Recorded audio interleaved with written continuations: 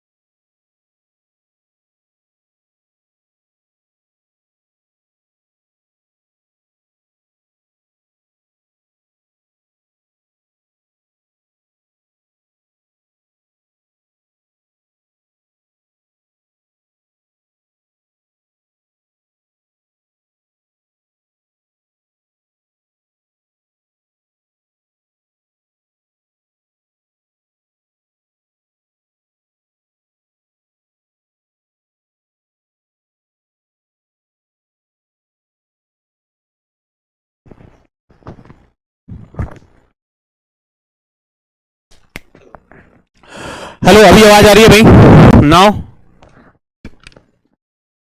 Mic मैंने change किया है।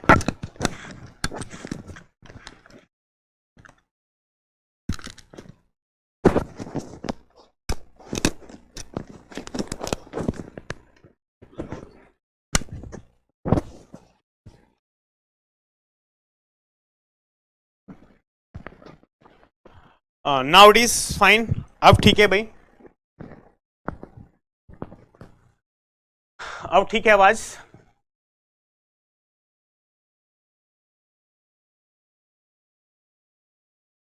ठीक है, चलो, very good very good very good. Now now बताओ भाई, एकदम परफेक्ट है सब कुछ ठीक ठाक?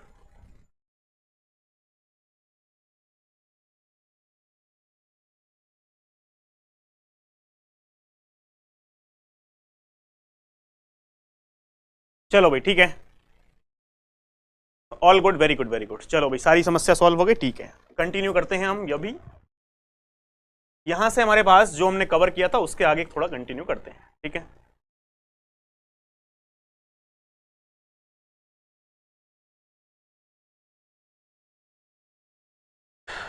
टेस्ट सीरीज का प्राइस इंक्रीज तो नहीं होगा फ्यूचर।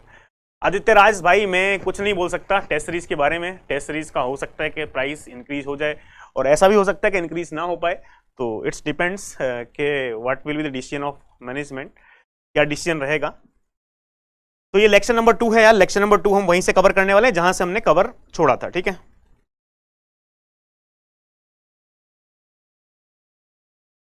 कितना है अभी प्राइस? अभी प्राइस कम ही है यार। हाँ नहीं नहीं, लाइव ही होगा यार। हो सकता है मैं रिकॉर्डेड भी अपलोड कर दूं जो भी बचा हुआ है, ठीक है। बोल वो अंकित सर, अरे भाई साहब,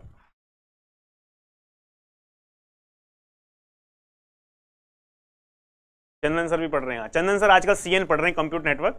तो मैं इनको बोला हूं कि सर आप पहले डीपीपी रिकॉर्ड करो, ठीक है, मेरी जो डीपीपी पेंडिंग है, तो वहां से कुछ आपको आइडिया लगेगा। उसके बाद फिर मेरा पूरा लेक्चर सुनो, उसके बाद फिर आप कंप्यूटर नेटवर्क के फैकल्टी बन जाओ पैरेलल ही, ठीक है। तो ये आ गए हैं चंदन सर डिजिटल में। अब ऐसा लग रहा था मुझे डिजिटल में तो कोई इज्जत कर नहीं रहा है, तो शायद हो सकता है कि सीएन वीएन पढ़ाओ तो थोड़ी सी सर रिस्पेक्ट जो है वो बढ़ जाए। नहीं, सीएन सर पढ़ाने वालों की रिस्पेक्ट होती है वैसे। तो मैं अब सीएन सर का सीख रहा हूँ, और सबसे पहले मैं डीपीपी रिकॉर्ड करूंगा जो सर के पेंडिंग चल रहे हैं। उसके बाद वीकली टेस्ट के जो सॉल्यूशन है वो मैं प्रोवाइड करूंगा आप लोगों को, और उसके बाद जब मैं ये सीख जाऊंगा और सर से सर्टिफाइड हो जाएगी मेरी, तब जाके मैं चीजें रहूंगा। अच्छा, आज मैं आपसे क्वेश्चन पूछना चाह रहा हूँ कि सर पढ़ा भी रहे सीएन की, खाली शायरी वायरी बोलते हैं? नहीं भाई, मैं सारी वो अभी आप बता तो रहे थे क्या कि वो परखते रहे हमें उम्र भर, वो कौन सा था? उन्होंने हमें कॉल करना बंद कर दिया, क्या था वो? एक बार सुनाओ यार सर बच्चों को। अरे नहीं, अरे बच्चों को सुनाओ यार। बच्चों को वो क्लास की बात सुनाएंगे। अरे सर एक बार एक तो सुनाना बनता है, वो शायरी वो तो सुनाओ बच्चों को। कौन सी शायरी थी सर? अरे वो जो फोन किसी बहाने कॉल कर लो यार, बताओ। सुनाएंगे वो लास्ट में सर, लास्ट में। ऐसे नहीं होता चतुरामपाल, क्या सुनाओ आप। अरे सर वो मैं भूल गया, मैं क्या थी? मुझे क्या पता, आपकी शायरी थी ना। बहुत उदास है कोई, बहुत उदास है कोई तेरे चुप हो जाने से, बहुत उदास है कोई तेरे चुप हो जाने से, हो सके तो कॉल कर किसी बहाने से। वाह। हो सके तो कॉल कर किसी बहाने से। हो सके तो कॉल कर किसी बहाने से। तू लाख खफा सही, तू लाख खफा सही, मगर ये तो सोच कोई टूट गया है तेरे रूठ जाने से। वाह वाह मोदी जी, वाह। चलो ठीक है सर, क्लास कंटिन्यू करते हैं।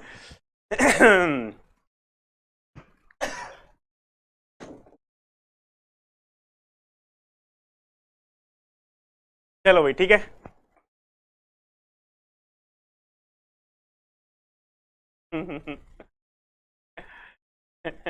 एक कह रहा है शायरी का भी बैच लाओ। चलो भाई, तो हम यहां पे थे, हमारे पास हमने क्या पढ़ा था? MIME is used to convert non text data to text data and text data to non text data. यानी MIME हमारे पास नॉन टेक्स्ट डेटा को पहले टेक्स्ट डेटा में कन्वर्ट करता है, ठीक है, और फिर हमारे पास टेक्स्ट डेटा को नॉन टेक्स्ट डेटा में। जैसे कि मान लो या मैंने ये लिखा है MIME is a set of software function that transform non ASCII data to ASCII data और वाइस वर्सा। यानी नॉन एस्काई को एस्काई में कन्वर्ट करता है और एस्काई को नॉन एस्काई में कन्वर्ट करता है, ठीक है। तो जैसे कि आप ये डायग्राम देख रहे हो यार, यहां पे हमारे पास क्या है? ये यूजर है, ये हमारे पास सपोज नॉन एस्काई कोड है हमारे पास, ठीक है।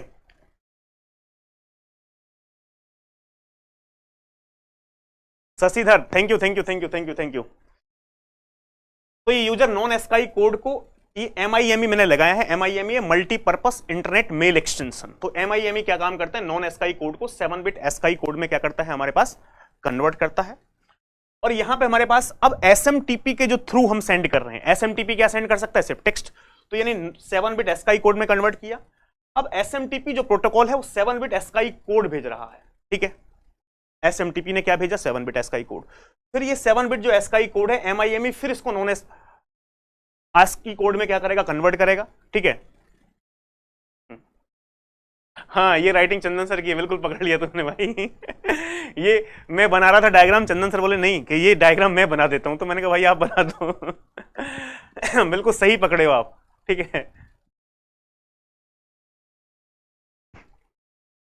ठीक है, तो यूजर हमारे पास नॉन ASCII कोड को हमारे पास यहां पे हमारे पास MIME ने क्या किया? 7 बिट ASCII कोड में कन्वर्ट किया। उसके बाद हमारे पास ये SMTP है, हमारे पास ये 7 बिट ASCII कोड हमने सेंड किया, और हमारे पास ये हमारे पास फिर यहाँ 7 बिट ASCII कोड जो हमारे पास है, ये हमारे पास नॉन ASCII कोड में बदल गया है, ठीक है। उसके बाद हमारे पास और कुछ इंपोर्टेंट पॉइंट है। नेक्स्ट हमारे पास इंपोर्टेंट पॉइंट क्या है? ये थ्योरेटिकल पॉइंट है, यहां से क्वेश्चन जो पूछा जाएगा वो थ्योरेटिकल ही पूछा जाएगा। नीचे क्या लिखा है? नेक्स्ट पॉइंट क्या है? SMTP stateless protocol. ये क्या है? स्टेटलेस प्रोटोकॉल है, ठीक है। It does not maintain any information of user, यानी यूजर की कोई इंफॉर्मेशन ये मेंटेन नहीं रखता है। जैसे कि मैं आपको बताऊं, कुछ प्रोटोकॉल्स हमारे पास स्टेटफुल प्रोटोकॉल होते हैं, कुछ प्रोटोकॉल्स हमारे पास स्टेटलेस प्रोटोकॉल होते हैं। जैसे कि मान लो आप अमेजोन से कोई एक बुक खरीद कर लो, सपोज गेट की आपने बुक कोई परचेज की, ठीक है, तो आपको उसके बाद यदि आपने कोई एक बुक परचेज की तो सिमिलर टाइप की यानी गेट की ही बुक आपको दिखाने लगेगा। तो उसने क्या कर लिया, आपके डेटा को सेव कर लिया है कि भाई आप किस में इंटरेस्टेड हो, गेट की बुक में इंटरेस्ट। सपोज आपने कोई भी, सपोज आपने जूते खरीदे हैं वहां से, ठीक है, तो आपको नेक्स्ट टाइम में हमारे पास बाकी दूसरी ब्रांड्स के जूते आपको दिखाने लगेगा, ठीक है। तो यानी उसने आपकी इंफॉर्मेशन को क्या कर लिया है, सेव कर लिया है, ठीक है। यहां पे हमारे पास स्टेटलेस का मतलब है कि आपकी इंफॉर्मेशन को स्टोर करके नहीं रखा गया है, कोई यहां पे समस्या नहीं है। जैसे कि मान लो मैं आपको बताऊं, if an email is asked to be send twice, यदि आप मेल पहले भेज चुके हो किसी को, उसी सेम मेल को दोबारा सेंड कर रहे हो 1 मिनट के बाद ही, then server resend it without saying that email has already been send. तो ये आपको ये नहीं बताएगा कि सेम ईमेल आप पहले सेंड कर चुके हो तो दोबारा मत करो। इसने आपकी इंफॉर्मेशन को, जो भी आपने मेल सेंड किया उसको कहीं सेव करके ऐसा नहीं रखा है। आपकी इंफॉर्मेशन को दोबारा भेजोगे तो आपको ये बताएगा ये मेल आपने अभी भी सेंड किया है, ठीक है। तो यानी ये क्या है, स्टेटलेस है हमारे पास। It does not maintain any information of user, यानी यूजर की इंफॉर्मेशन को ये मेंटेन नहीं कर रहा है, ठीक है।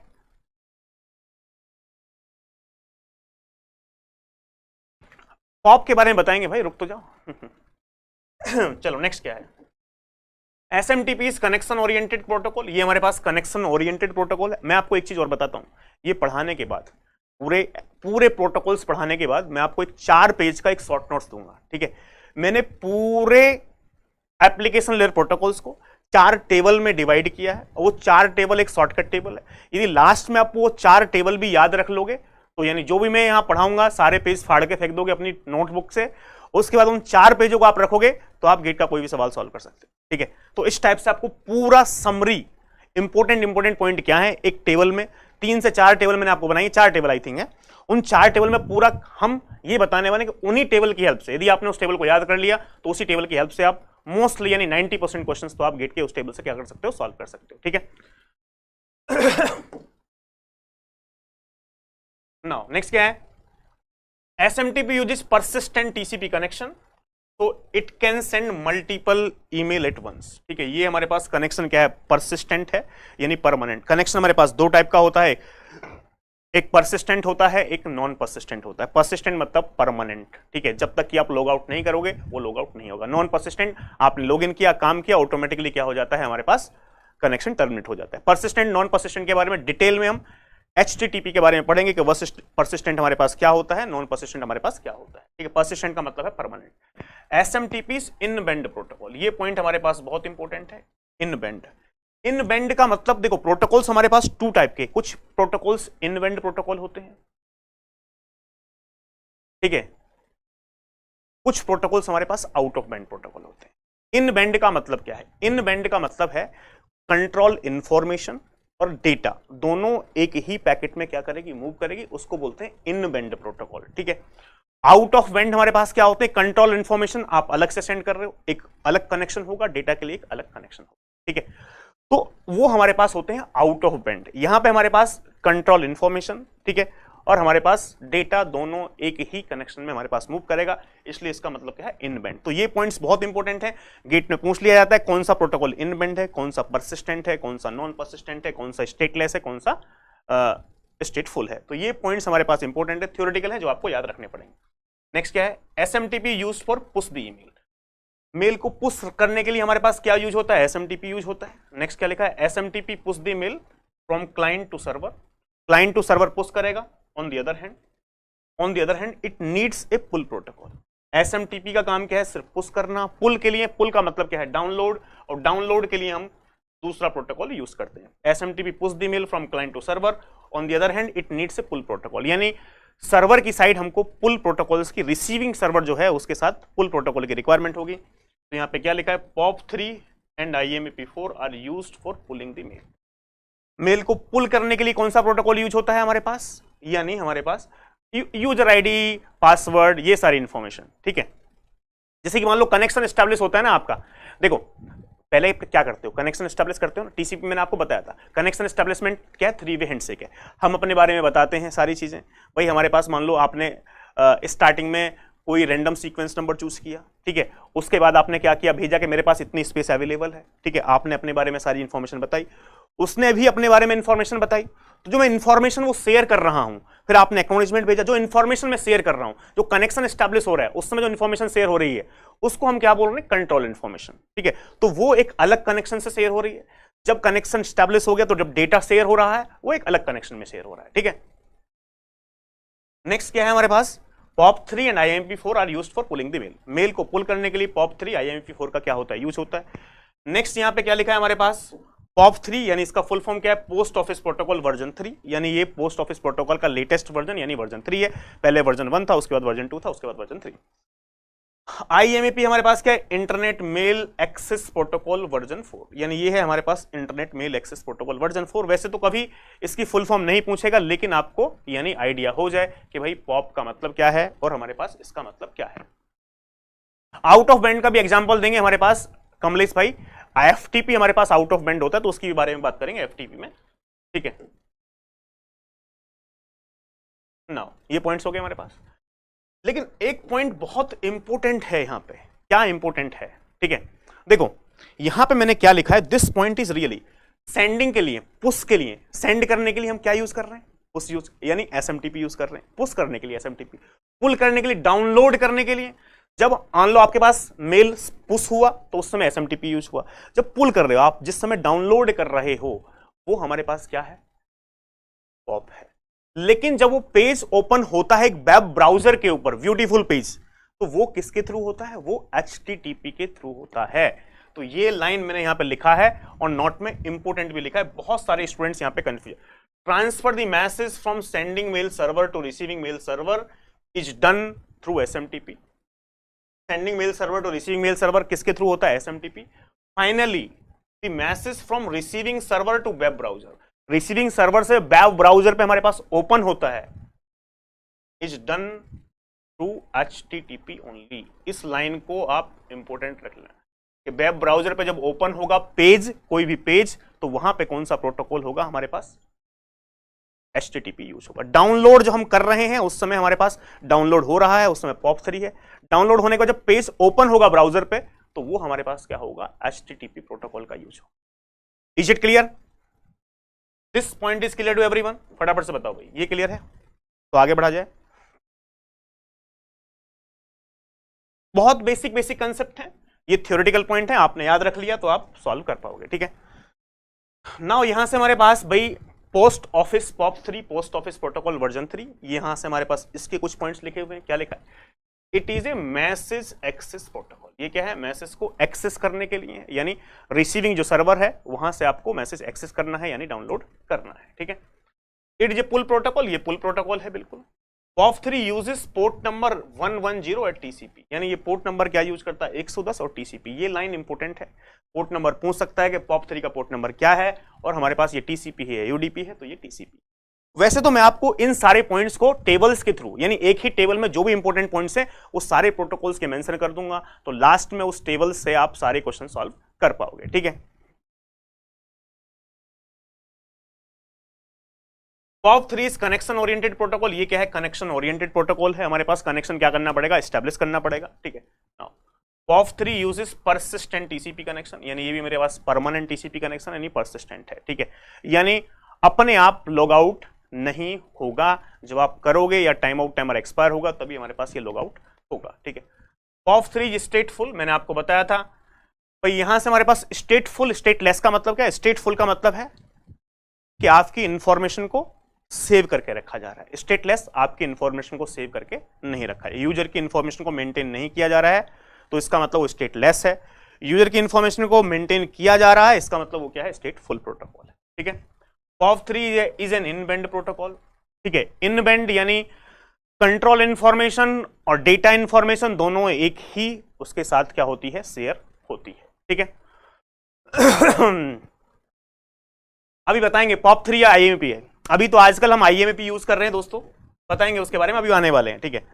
POP3 does not allow user to partially check the content of mail before downloading. POP3 में सबसे बड़ी समस्या क्या थी? Does not allow user to partially check the content of the mail before downloading. Downloading से पहले आप पार्शियली मेल का कंटेंट चेक नहीं कर सकते थे, ठीक है। आपको पूरा मेल डाउनलोड करना पड़ता था, डाउनलोड करने के बाद ही आप उस मेल को रीड करते थे, ठीक है। पार्शियली डाउनलोडिंग की फैसिलिटी नहीं थी। पार्शियली हमारे पास डाउनलोडिंग का मतलब क्या है? जैसे कि आपने देखा होगा, बात समझना, पहले व्हाट्सएप पे आप क्या होता था, मान लो किसी ने कोई वीडियो भेजी है तो आप वो घूम रहा है, जब तक पूरी वीडियो डाउनलोड नहीं होती थी आप देख नहीं सकते थे, वॉच नहीं कर सकते थे। वीडियो पहले डाउनलोड होती थी, पूरी डाउनलोड होने के बाद ही वीडियो आप देख सकते थे। लेकिन आज की डेट में क्या है कि वीडियो पूरी प्रॉपर डाउनलोड करने की रिक्वायरमेंट नहीं, जितनी डाउनलोड हुई है आप देखते हो ना यार, जितनी डाउनलोड हो चुकी है उतना आप देख सकते हो। और जैसे कि मान लो कोई फाइल आई, ठीक है, आपके पास पार्शियली डाउनलोड का मतलब क्या है कि भाई आपके पास कोई फाइल है, 10 पेज की फाइल है, ठीक है, वो डाउनलोड हो रही है, लेकिन पहला पेज उसका डाउनलोड हो चुका है तो फर्स्ट पेज ओपन हो जाएगा, ठीक है। तो वहां से आप फर्स्ट पेज को रीड कर सकते हो, इतने दूसरा पेज क्या हो रहा है, डाउनलोड हो रहा है। बात समझ में आ रही? ये फैसिलिटी हमारे पास POP3 के अंदर अवेलेबल नहीं थी। Does not allow users to partially check the content of the email before downloading. Downloading से पहले आप पार्शियली को चेक नहीं कर सकते। POP3 does not allow user to organize the mail on the mail server, यानी मेल सर्वर के ऊपर आप मेल को ऑर्गेनाइज नहीं कर सकते थे। यानी ऐसा नहीं है कि आपने फोल्डर बनाया मेल्स का, भाई ये इसका फोल्डर है, यहां से मेल आए, ये इसका फोल्डर है, ये इसका फोल्डर है, यानी वहां पे आप ऑर्गेनाइज नहीं कर सकते थे। लेकिन ये IMAP4 के अंदर जो यहां पे समस्याएं हैं, उन समस्याओं को क्या किया गया, दूर किया गया। POP3 does not allow users to organize the mail on the mail server, ठीक है। नेक्स्ट हमारे पास क्या है? POP3 हैज 2 मोड्स, 2 मोड होते थे हमारे पास, the deleted mode and the keep mode, ठीक है। एक डिलीटेड मोड होता था, एक कीप मोड होता था। In the deleted mode the mail is deleted from the mail box after each retrieval. आपने उस मेल को रिट्रीव कर लिया है, डाउनलोड कर लिया है, तो वो डिलीट हो जाती थी मेल सर्वर से, ठीक है, कि भाई आपने रीड कर डाउनलोड कर लिया, उसके बाद ऑटोमेटिकली वो अपने आप डिलीट हो जाती थी। ये होता था डिलीटेड मोड, ठीक है। In the keep mode, keep mode में हमारे पास क्या होता था, mails remains in the mail box after retrieval, यानी रिट्रीवल के बाद भी मेल बॉक्स में वो मेल रहती थी, यानी डाउनलोड यानी डिलीट नहीं होती थी। तो डिलीटेड मोड पे भी कुछ लोग रखते थे। डिलीटेड मोड पे कब रखोगे आप? यार यदि एक बार बताओ, आप अपने परमानेंट कंप्यूटर पे काम कर रहे हो, मान लो आपका कंप्यूटर है, घर का कंप्यूटर है जिस पे आप काम कर रहे हो, आपने डाउनलोड कर लिया, डाउनलोड करने के बाद उस फाइल को सेव कर लिया है, और सेव कर लिया तो उसके बाद फिर आपको वो डिलीट कर भी हो भी जाए वहां से तो कोई दिक्कत वाली बात आपको नहीं है, ठीक है, बिकॉज आप अपने ही कंप्यूटर पे काम कर रहे हो और अपने कंप्यूटर पर सारा डेटा आप क्या करके रख रहे हो, सेव करके रख रहे हो, ठीक है। अब मान लो यदि आप अपने पर्सनल कंप्यूटर से काम नहीं कर रहे हो, सपोज ऑफिस से काम कर रहे हो, ठीक है, तो आप कीप मोड पे रखो उस समय कि भाई आपका कंप्यूटर तो है नहीं, वो दूसरे का कंप्यूटर है, ठीक है, तो आप वहां अपनी फाइल्स हो सकता है कि सेव कर भी सकते हो, आपकी मर्जी है, ठीक है। तो नॉर्मली वो लोग उस समय क्या करते थे, भाई कीप मोड पे रखते थे कि जिससे कि फाइल डिलीट ना हो, ठीक है, बाद में मैं उसको एक्सेस कर पाऊं। मान लो आज इस कंप्यूटर पे, मान लो आपको आज एक कंप्यूटर मिल गया, उस पर आप थे, ठीक है, आपने वहां सेव कर लिया, बाद में आपका कंप्यूटर चेंज हो गया, तो ऐसा तो है नहीं कि वही कंप्यूटर आपको डेली यूज। कंपनी में ऐसा होता है कि आज आपकी सीट ये है तो कल को दूसरी सीट हो सकती है, कल को आपको दूसरा लैपटॉप मिल जाएगा, दूसरा कंप्यूटर मिल जाएगा। तो मोस्टली लोग उस समय हमारे पास जो अपने कंप्यूटर पे काम करते थे घर पे हमारे पास, तो वो डिलीट मोड पे रखते थे, नहीं तो आप कीप मोड पे रखते थे कि भाई ठीक है, कि यानी मैं लैपटॉप चेंज करता हूं तो वहां पे उस मेल को क्या कर पाऊं, एक्सेस कर पाऊं। परमानेंटली एक ही कंप्यूटर पे काम करो, डिलीट मोड पे रखो, नहीं तो आप कहां रखो, आपके पास कीप मोड पे रखो, ठीक है। यहां पे हमारे पास क्या था, IMAP4 की बात कर लेते हैं। ये IMAP4 हमारे पास क्या है, इंपोर्टेंट है, internet mail access protocol version 4। ये क्या है, वर्जन 4 है IMAP का, ठीक है। IMAP4 is similar to POP3, ये हमारे पास POP3 के सिमिलर ही है, but it has more features, इसके अंदर फीचर्स ज्यादा हैं। IMAP4 is more powerful and more complex, यानी ये ज्यादा पावरफुल है और थोड़ा सा कॉम्प्लेक्स भी है, ठीक है। नेक्स्ट पॉइंट क्या है, IMAP4 provides the following extra functions. यार IMAP4 हमारे पास कुछ एक्स्ट्रा फंक्शंस क्या करता है, प्रोवाइड करता है। क्या है हमारे पास, a user can check the email header prior to downloading. Download करने से पहले आप हेडर चेक कर सकते हो। हेडर चेक करने का मतलब क्या है, आज की डेट में प्रेजेंट टाइम में आपके पास कोई मेल आता है जीमेल के ऊपर, तो आपने मेल डाउनलोड नहीं किया फिर भी आपको हेडर तो लिख जाएगा, यानी मेल कहां से आया है, किसके रिगार्डिंग। सपोज आपके पास एक मेल आया पीडब्ल्यू की टेस्ट सीरीज के लिए, ठीक है। तो आपने बेशक मेल ओपन नहीं किया, लेकिन ऊपर से आप हेडर रीड कर सकते हो, भाई कहां से मेल आया, पीडब्ल्यू, सब्जेक्ट क्या है भाई साहब, टेस्ट सीरीज का है, ठीक है। टेस्ट सीरीज परचेज करने के लिए हमारे पास एक मेल आया है कि टेस्ट सीरीज लॉन्च हो गई है।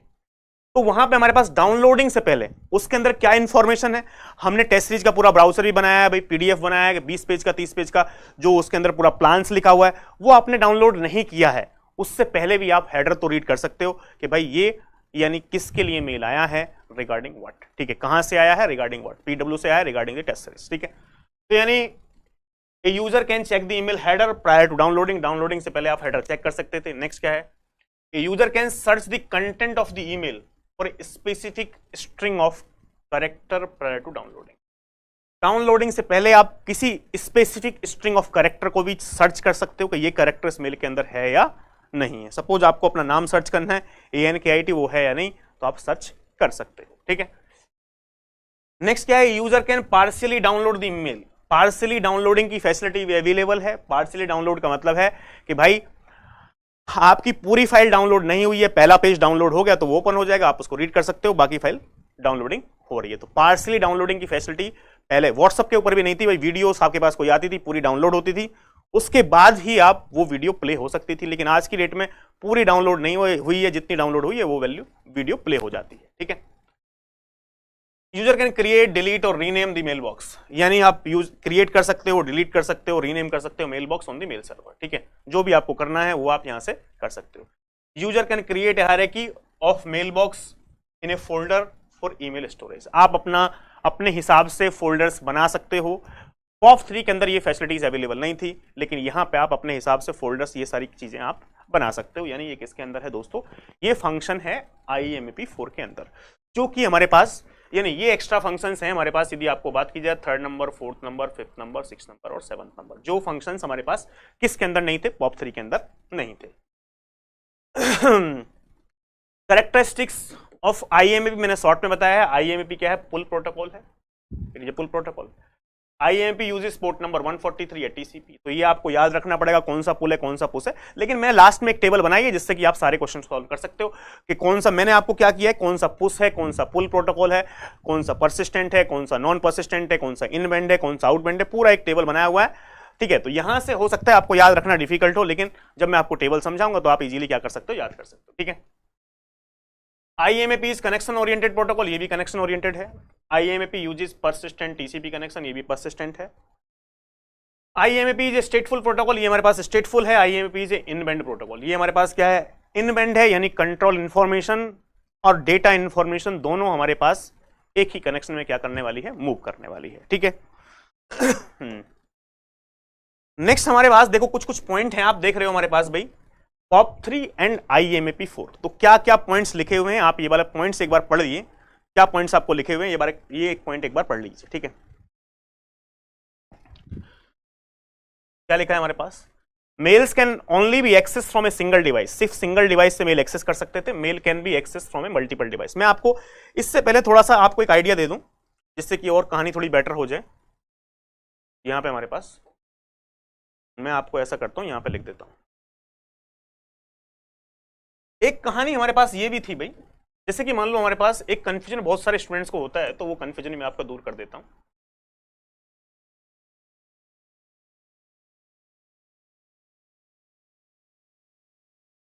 जैसे कि मान लो हमारे पास कोई क्लाइंट X है,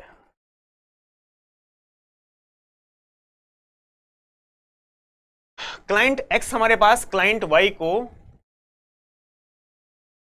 कोई मैसेज भेजना चाहता है। क्लाइंट X क्या करना चाहता है, क्लाइंट X हमारे पास क्लाइंट Y को क्या करना चाहता है, कोई मैसेज भेजना चाहता है, ठीक है। अब एक बात बताओ, कोई मेल भेजना चाहता है क्लाइंट X किसको, क्लाइंट Y को, तो यार दोनों का जो क्लाइंट है उनका अकाउंट होना चाहिए कि नहीं होना चाहिए। सपोज हमारे पास ये सर्वर है, ठीक है भाई, सर्वर के ऊपर अकाउंट होना चाहिए। जैसे कि मान लो दोनों हमारे पास जीमेल ही यूज कर रहे हैं, तो यार जीमेल के सर्वर पे इन दोनों का, क्लाइंट X का क्लाइंट Y का हमारे पास क्या होगा, अकाउंट होगा। यदि आप मेल सेंड करना चाहते हो तो यही सर्वर के ऊपर आपका अकाउंट होना क्या है दोस्तों, जरूरी है। मान लो मेरे पास ये सर्वर है, मान लो ये मेरे पास सर्वर है, कोई स्टूडेंट बताएगा अकाउंट होने का मतलब क्या है। Anyone can tell me, anyone can tell me account होने का मतलब क्या है। कि यानी आपका सर्वर के ऊपर अकाउंट है, तो इसका मतलब क्या है? कोई स्टूडेंट बताएगा भाई?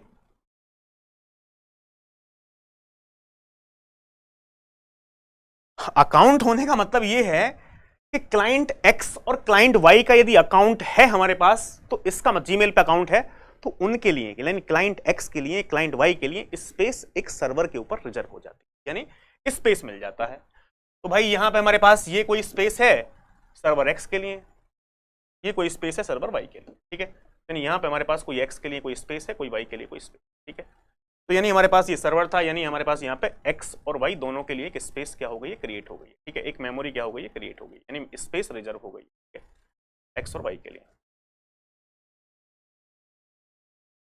अब कुछ स्टूडेंट का कंफ्यूजन हमारे पास क्या होता है? कुछ स्टूडेंट का कंफ्यूजन ये होता है कि सर भाई एक्स जब भेजना चाहता है, सपोज आपने एक मेल लिखा, ठीक है, आप जो मेल हमारे पास क्लाइंट एक्स क्लाइंट वाई को भेजना चाहते हैं, आपने जो मेल लिखा, मेल लिखने के बाद आप सेंड बटन पे क्लिक किया। सेंड बटन पे क्लिक करने का मतलब क्या? Anyone can tell me, send button पे यदि क्लिक किया तो उसका मतलब क्या है? कोई स्टूडेंट बताएगा? तो सेंड बटन पे क्लिक करने का मतलब यह है कि भाई यदि आपने सेंड किया तो मेल क्लाइंट वाई के पास नहीं गया है। क्लाइंट सेंड बटन पे यदि आपने क्लिक किया तो भाई मेरे दोस्त वो जो मेल है वो यहां से क्लाइंट एक्स से हमारे पास, क्लाइंट एक्स किसको भेजना चाहता है? क्लाइंट वाई को भेजना चाहता है। भाई यहां पे हमारे पास मैं लिख दूं,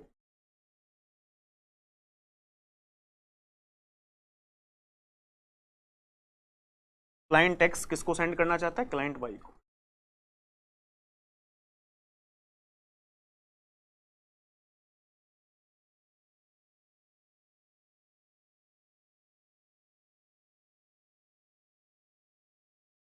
तो भाई मेल हमारे पास यहां आएगा, यानी यहां से हमारे पास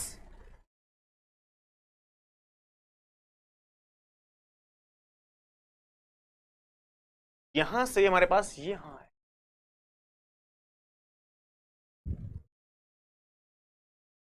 मेल सर्वर पे जाएगा। कहां जाएगा हमारे पास? मेल सर्वर के।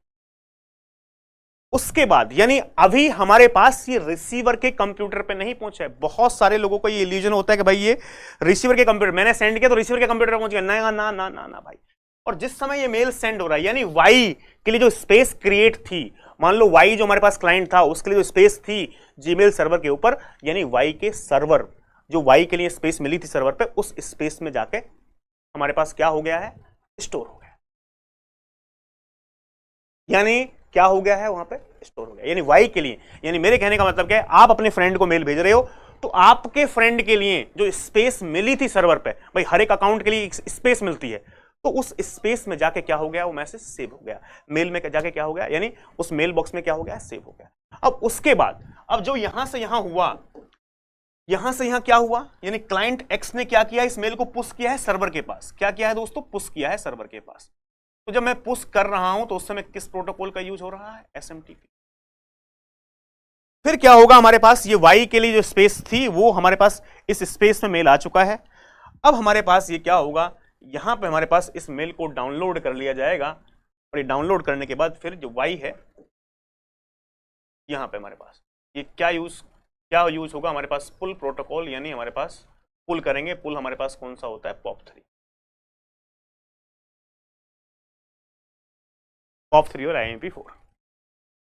बताओ भाई ये वाली बात कितने स्टूडेंट्स को समझ में आ गई? ये वाली बात कितने स्टूडेंट्स को समझ में आ गई? फटाफट से बताओ।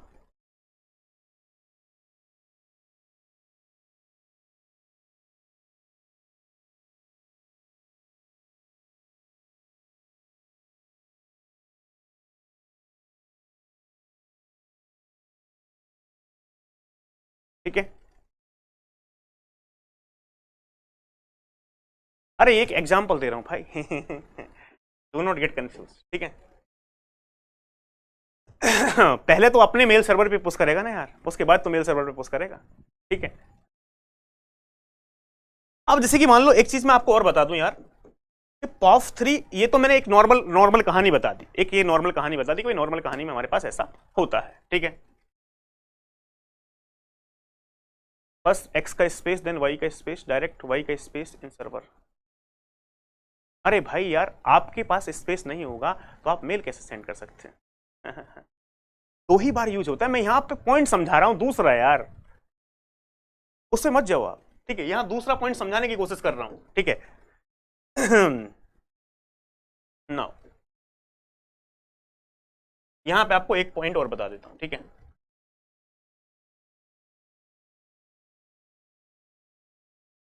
डिफरेंस बिटवीन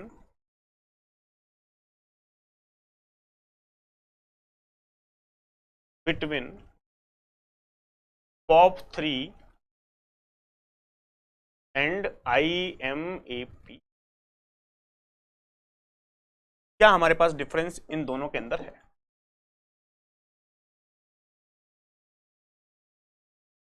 ठीक है। अब मैं आपको बताऊं भाई, हमारे पास ये कोई क्लाइंट है, ठीक है, मान लो ये कोई क्लाइंट मान लो,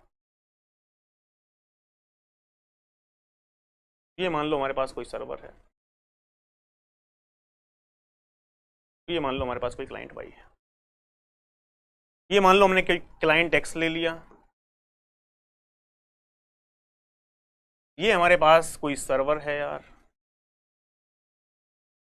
ये हमारे पास क्या है, कोई हमारे पास।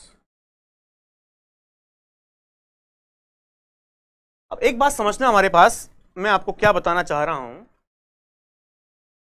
यदि आपने क्या किया है, सेम मेल आपने दो जगह सेम मेल आपने क्या कर रखा है, दो जगह ओपन कर रखा है, एक अपने मोबाइल के अंदर, एक अपने लैपटॉप के अंदर, ठीक है। तो यानी यहां से हमारे पास आपने क्या कर रखा है भाई, यहां से वाई ने हमारे पास सेम मेल दो जगह कर रखा है, एक हमारे पास क्या कर रखा है मोबाइल फोन के अंदर, यहां पे हमारे पास मोबाइल के अंदर कर रखा है, और एक आपने क्या कर रखा है हमारे पास लैपटॉप के अंदर सपोज कर रखा है। सेम मेल आप दो डिवाइस पे ओपन कर सकते हो कि नहीं कर सकते? बिल्कुल कर सकते हो, ठीक है। अब मान लो यहां से हमारे पास भाई जो मैंने बताया था आपको कि यानी एक्स और वाई के लिए जो स्पेस क्रिएटेड है हमारे पास, मैं यहां मान के चल रहा हूं हमारे पास ये सेम सर्वर पे काम कर रहे हैं, ठीक है। दोनों का हमारे पास एक ही सर्वर है, इसलिए मैंने आपको बताया था पहले कि दोनों जीमेल के सर्वर पे क्या कर रहे हैं, काम कर रहे हैं, ठीक है। यहां पे कोई स्पेस मेरे पास ये एक्स के लिए थी, ये स्पेस कोई वाई के लिए थी, यहां पे हम एक चीज और समझ रहे हैं, ठीक है। तो यानी यहां से एक्स ने भेजा हमारे पास, यहां पे हो गया। उसके बाद यदि आपने क्या किया, यहां से हमारे पास, तो यहां पे कौन सा प्रोटोकॉल यूज हो रहा है, यहां पे यूज हो रहा है हमारे पास पुश प्रोटोकॉल, यानी पुश का मतलब है दोस्तों SMTP, ठीक है। अब यहां पे आपने क्या किया, यानी मोबाइल में आपने क्या कर लिया दोस्तों, पुल कर लिया, यहां पे क्या कर लिया आपने, मोबाइल में पुल कर लिया, ठीक है। पुल के लिए आपका क्या यूज हुआ, पॉप या IMAP। मान लो मैं यहां पे सिंपली POP3 यूज कर रहा हूं, POP3 में क्या होता है हमारे पास, और यानी इसमें क्या होता है, ये POP3 का पॉइंट समझ लो, ठीक है। तो यदि आपने मोबाइल में डाउनलोड कर लिया, तो जैसे ही मोबाइल में डाउनलोड हुआ, आप सेम मेल को लैपटॉप में डाउनलोड नहीं, ये फैसिलिटी POP3 के अंदर अवेलेबल नहीं, यानी सिर्फ एक ही डिवाइस में मेल एक्सेस होता था। यहां पे हमारे पास मेल आपने एक्सेस हुआ, उसके बाद मेल सर्वर से क्या हो जाता था, डिलीट हो जाता। यहां पे आपने एक्सेस किया यानी मोबाइल के अंदर, तो यानी ये मेल आप लैपटॉप में ओपन नहीं कर सकते थे, यानी मेल जैसे ही यहां पे डाउनलोड हुआ तो वो मेल क्या हो जाता था, डिलीट हो जाता था, यानी सर्वर के पास उसकी कॉपी अवेलेबल होती ही नहीं थी। कॉपी अवेलेबल नहीं होती थी तो आप लैपटॉप में डाउनलोड नहीं, तो यानी ये हमारे पास इसलिए प्रॉब्लम थी, यानी एक ही डिवाइस में हम इस मेल को क्या कर सकते थे, एक्सेस कर सकते थे, किसके अंदर, POP3 के अंदर। जबकि मैं आपको एक चीज और बताऊं, यहां से हमारे पास दूसरा पॉइंट क्या है, दो इंपॉर्टेंट पॉइंट है जो मैं आपको बताना चाह रहा हूं, ठीक है। यहां पे हमारे पास कुछ ऐसा ले लेते हैं, मान लो सेम कहानी यहां पे भी हमारे पास, ये पॉइंट मैं आपको IMAP4 में बता रहा हूं भाई, ये पॉइंट किसके रिगार्डिंग है, ये रिगार्डिंग है IMAP4 के रिगार्डिंग, ठीक है। मान लो हमारे पास ये क्लाइंट कोई एक्स है, ये क्या है हमारे पास, क्लाइंट एक्स है, और ये हमारे पास कोई सर्वर है, और ये मेरे पास दोस्तों क्या है हमारे पास, यानी ये क्लाइंट वाई है, ये क्लाइंट क्या है, वाई है, ये इसने मोबाइल से हमारे पास ओपन कर रखा है, जैसे कि मान लो पहले मैंने एग्जांपल दिया था, ये क्लाइंट वाई था, ठीक है, क्लाइंट वाई मोबाइल, ये भी हमारे पास क्लाइंट वाई का लैपटॉप था। तो ये भी हमारे पास मान लो क्लाइंट वाई का मोबाइल है, ये मेरे पास क्लाइंट वाई है, ये उसका लैपटॉप है।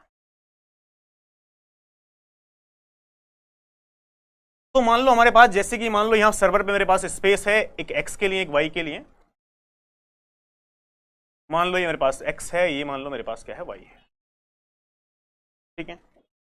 तो ये यदि हमारे पास भेज रहा है, हमारे पास यहां पे भेज दिया, तो हमने क्या कर दिया, पुश का यूज कर लिया। किसका यूज कर लिया, पुश का यूज कर लिया, ठीक है। पुश के लिए कौन सा प्रोटोकॉल यूज हो रहा है, एसएमटीपी।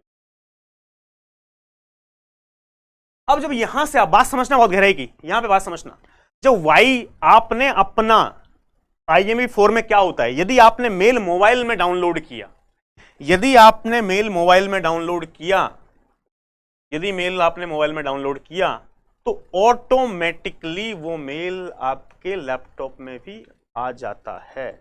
लैपटॉप में आपको द्वारा डाउनलोड करने की कोई रिक्वायरमेंट नहीं, दोनों साइड ऑटोमेटिकली। यानी मेरे कहने का मतलब क्या है, आज की डेट में आप देखोगे IMV4 हम यूज कर रहे हैं जीमेल के ऊपर यदि आपने कोई मेल रीड कर लिया है, मार्क एज रीड कर लिया, यदि मार्क एज ए रीड आपने मोबाइल में कर लिया है, तो मार्क एज ए रीड हमारे पास यहां पे भी आएगा। यानी लैपटॉप में भी वो मार्क एज ए रीड ही आएगा, मार्क अनरीड नहीं आएगा। कि आपके पास मेल आया, आपने अपने मोबाइल में ओपन कर रखा है जीमेल, आपने क्या कर लिया, उसको रीड कर लिया, आप यदि उस वेब से खोलोगे, यानी लैपटॉप में खोलोगे वेब पे जाके, तो भी वो मार्क एज ए रीड ही रहेगा, ठीक है। दूसरी बात, यदि आपने और हमारे पास क्या कर दिया, यदि आपने कोई मेल है वो मोबाइल से डिलीट कर दिया, तो मेल ऑटोमेटिकली लैपटॉप से भी क्या हो जाता है, ठीक है। तो जैसे कि मान लो क्या है भाई, पहले ऐसा नहीं होता था। मान लो आपकी गर्लफ्रेंड ने आपको जीमेल का एक्सेस मांग लिया कि भाई एक काम करो, जीमेल का एक्सेस दे, ठीक है, और आपने जीमेल का एक्सेस दे दिया।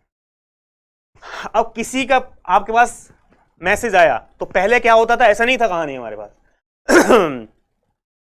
POP 3 में ऐसी कहानी नहीं थी।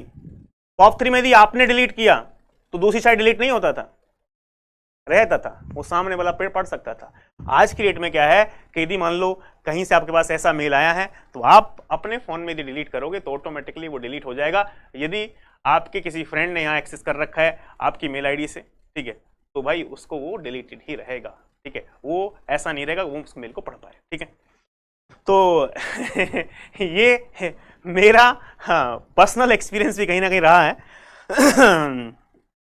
कि भाई कंप्यूटर नेटवर्क तो ऐसा कहता है, लेकिन क्या सच में ऐसा होता है, तो मैंने करके भी देखा है भाई कि क्या यहाँ पे डिलीट कर रहा हूँ तो उधर डिलीट हो रहा है कि नहीं हो रहा है, ठीक है। तो इसीलिए इसको बोलते हैं सिंक्रोनाइज्ड प्रोटोकॉल, ठीक है, इसलिए इसको क्या बोलते हैं, सिंक्रोनाइज्ड प्रोटोकॉल।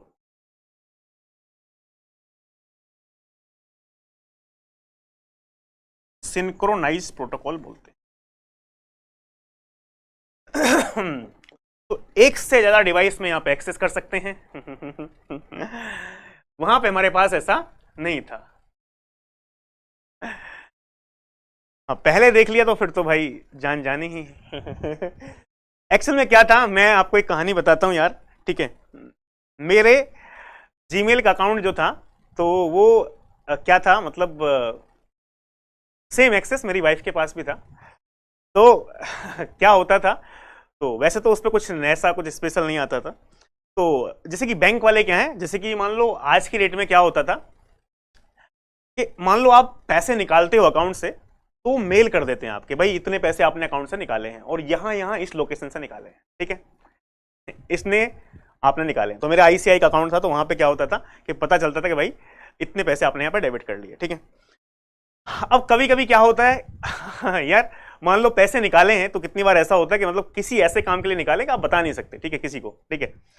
अब कितनी बार जैसे कि मान लो आपने बोला कि भाई मतलब आप आज क्लास ले रहे हो, ठीक है, आप क्लास में हो, ठीक है, आप क्लास में हो नहीं, आप कर रहे हो पार्टी, ठीक है। अब आपने पार्टी का वहां बिल आपके सिर आ गया, ठीक है, तो आपने कार्ड अपना स्वैप करा दिया, और स्वैप करा है तो जैसे ही मेल पहुंचा कि यार आप तो क्लास में थे, आपने बोला 7 से 11 क्लास चलेगी, लेकिन ये तो आपका कार्ड स्वैप हुआ है, आप इस होटल में हो, ठीक है तो वहां पंगा फंस जाता था, ठीक है। तो मैंने कहा यार ये तो बहुत गलत चीज है कि यदि 5,000 रुपये मैं खर्च कर रहा हूं अपने अकाउंट से, तो सारी इंफॉर्मेशन वाइफ के पास जा रही है। तो ऐसा नहीं होना चाहिए, कुछ इंफॉर्मेशन ऐसी हो कि नहीं जानी चाहिए, ठीक है, इतना प्रेम भी ठीक नहीं है। तो फिर मैंने वो मेल को क्या किया भाई मैंने कहा यार देखो ऐसा तो हो नहीं सकता कि यदि मैं पासवर्ड चेंज करूंगा तो फिर समस्या आ जाएगी कि आप छुपा रहे हो, तो छुपाना तो कुछ हो नहीं सकता। तो फिर मैंने वो मेल भाई क्या किया, वो अनसब्सक्राइब करवाया आईसीआई बैंक में जाके। भाई मेरे अकाउंट से पैसा निकल रहा है तो आप उसको मेल भेजो ही मत मुझे, ठीक है, मुझे नहीं चाहिए ये सब, ठीक है, मेल नहीं आना चाहिए। तो आज की डेट में मेल नहीं आता है लेकिन यार ये वाली बात यदि वाइफ को पता चल गई तो मुझे बहुत मारेगी, ठीक है, तो ये मैं कभी बताऊंगा भी नहीं, ऐसा हुआ है। तो ये एक कहानी थी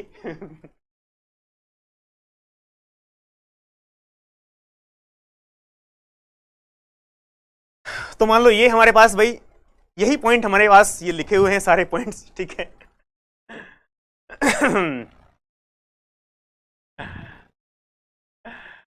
अरे भाई ये क्लिप मत काटना यार प्लीज, ठीक है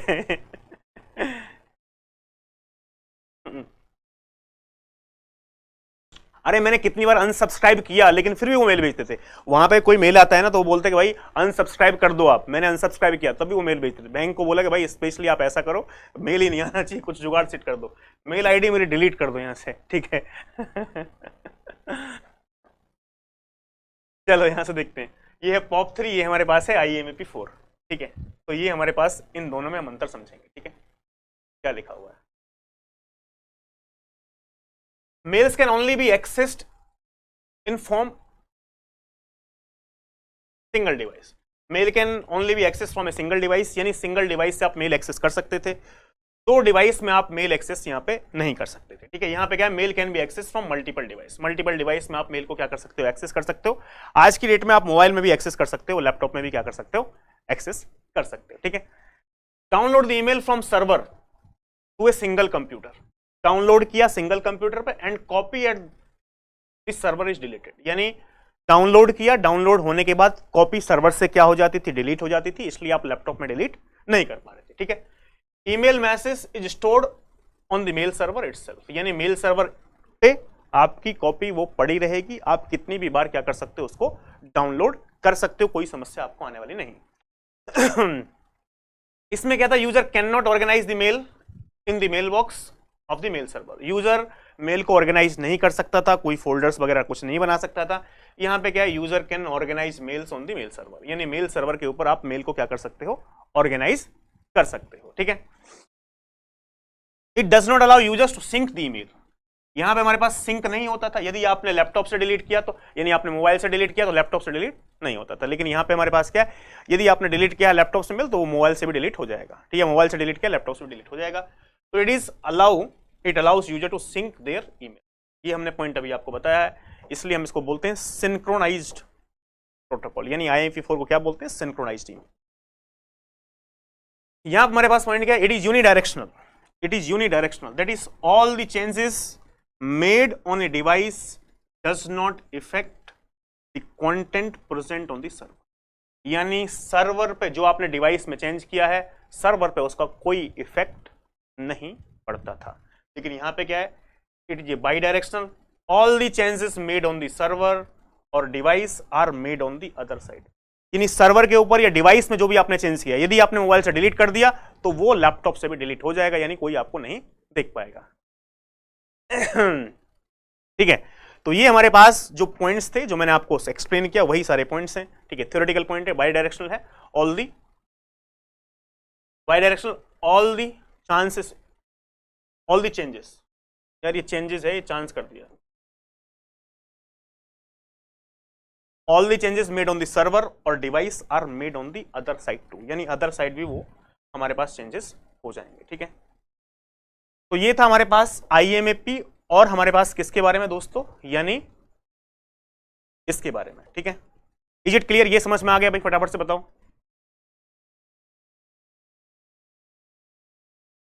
लास्ट पॉइंट क्या है, unidirectional, all the changes made on the device does not affect the content present on the server, device पे आपने चेंज किया है, सर्वर पे कुछ चेंज नहीं होता था। या आपने मान लो एक डिवाइस से चेंज कर दिया, ठीक है, एक डिवाइस से आपने चेंज कर, दूसरे डिवाइस पे चेंज नहीं होगा, ठीक है, वो रहेगा। लेकिन यहां पे हमारे पास क्या है, यदि आपने एक डिवाइस या सर्वर से जो चेंज किया है वो चेंज परमानेंट बन जाएंगे, ठीक है, वो चेंज परमानेंट बन जाएंगे, सिंपल। बताओ भाई। तो इसके बाद हम बात करते हैं यार, अच्छा ये क्लियर है?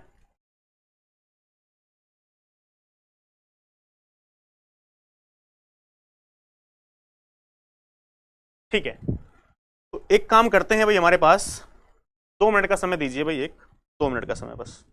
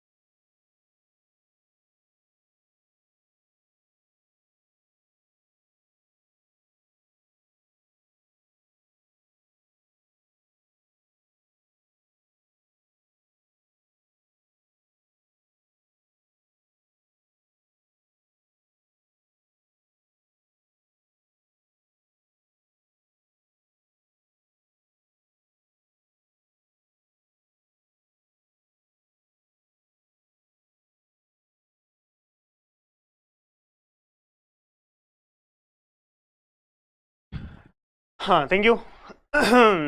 चलो, एक भाई एक अर्जेंट मैसेज था तो उसका रिप्लाई देना था। अभी वाइफ की बात चल रही थी, उसी का एक मैसेज आया। चलो, यहां से मैं एक पॉइंट और आपको बता देता हूं यार। SMTP uses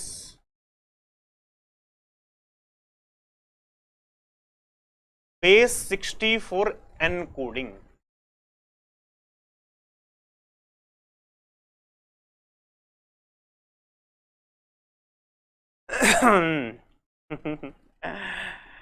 अरे नहीं भाई, वो वैसे भी सोशल मीडिया पे है नहीं उतना, तो आप ढूंढ नहीं पाओगे, ठीक है। चलो, बेस 64 का मतलब क्या है? मान लो ये x है, ये y है, ठीक है। यहां पे इसका बेस है 64। बेस कितना है? 64। बेस कितना है मेरे पास? 64। तो बेस 64 का मतलब क्या है कि x की जो वैल्यू है मेरे प्यारे दोस्त, वो हमारे पास 0 से 63 हो सकती है। जो y की वैल्यू है वो मेरे पास कितनी हो सकती है? 0 से। बात क्लियर है? यानी यहां पे हमारे पास x जो है उसकी वैल्यू भी 0 से 63 और y की वैल्यू मेरे पास क्या हो सकती है? 0 से 63। भाई बेस हमारे पास 2 होता है बाइनरी का, तो नंबर्स क्या होते हैं? 0 से 1। बेस 8 होता है, नंबर्स क्या होते हैं? 0 से 7। और हमारे पास यदि बेस हमारे पास 16 होता है, नंबर्स होते हैं 0 से 15। ठीक है, ये बात समझ में आई? अब एक बात बताओ यार, नंबर्स क्या होंगे 0 से 63? आप मुझे बताओगे 0 से 63 लिखने के लिए कितनी बिट चाहिए? एनीवन कैन टेल मी? 0 से 63 मिनिमम वैल्यू 0 होगी, मैक्सिमम वैल्यू तो यार 6 बिट का से काम चलेगा ना, 6 बिट से। भाई 6 बिट की मिनिमम वैल्यू क्या होगी? भाई 6 बिट की मिनिमम वैल्यू क्या होगी मेरे पास? 1 2 3 4 5 6। ठीक है, तो 6 बिट से हमारे पास मैक्सिमम वैल्यू क्या होगी मेरे पास? यानी 1 2 3 4 5 6, यानी ये मेरे पास होगी 60। तो 0 से 63 लिखने के लिए मेरे पास मिनिमम जो वैल्यूज होगी वो मेरे पास क्या होगी? यानी 6 बिट का मेरे पास होना चाहिए। ठीक है, अब देखो यहां से मैं आपको एक चीज और बताता हूं छोटी सी। हमारे पास मान लो आपको क्या करना है, यहां पे कोई टेक्स्ट डेटा, मान लो कोई भी, आपको यहां से एक नंबर ले लेते हैं भाई। टेक्स्ट डेटा जो मेरे पास यहां पे है, मान लो ये मेरे पास कोई टेक्स्ट डेटा है, जैसे कि मान लो आप इसको कन्वर्ट करना चाहते हो, ये capital A small n d है, इसको आप बेस 64 में क्या करना चाहते हो? कन्वर्ट करना चाहते हो। ठीक है, बेस 64 एनकोडिंग SMTP।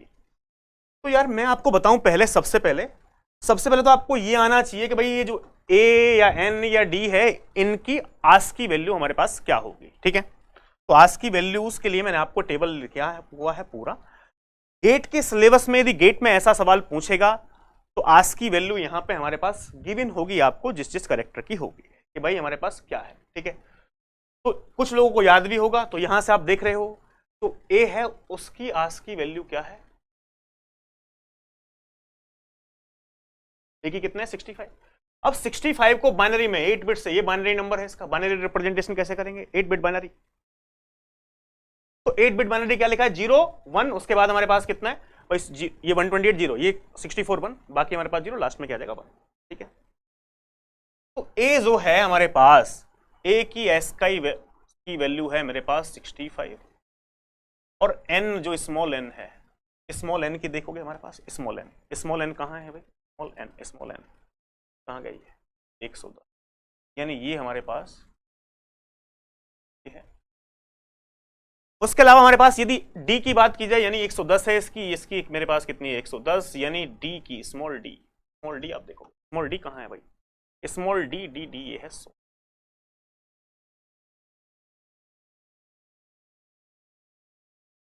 तो यानी हमारे पास 100 को ऐसा लिखा, 65 स्मॉल डी की कितनी है हमारे पास 100। एक बार फिर से चेक कर लो भाई, 65 110, ये हमारे पास ए की 65 थी, ए की कितनी थी मेरे पास 65, और एन की कितनी थी मेरे पास 110, और डी की मेरे पास कितनी है 100। ठीक है, चलो अब इनका बाइनरी रिप्रेजेंटेशन लिखा है भाई 0 1 ये, लेकिन बाइनरी रिप्रेजेंटेशन वैसे लिख लेते हैं यार, तो भी आपको बात समझ में।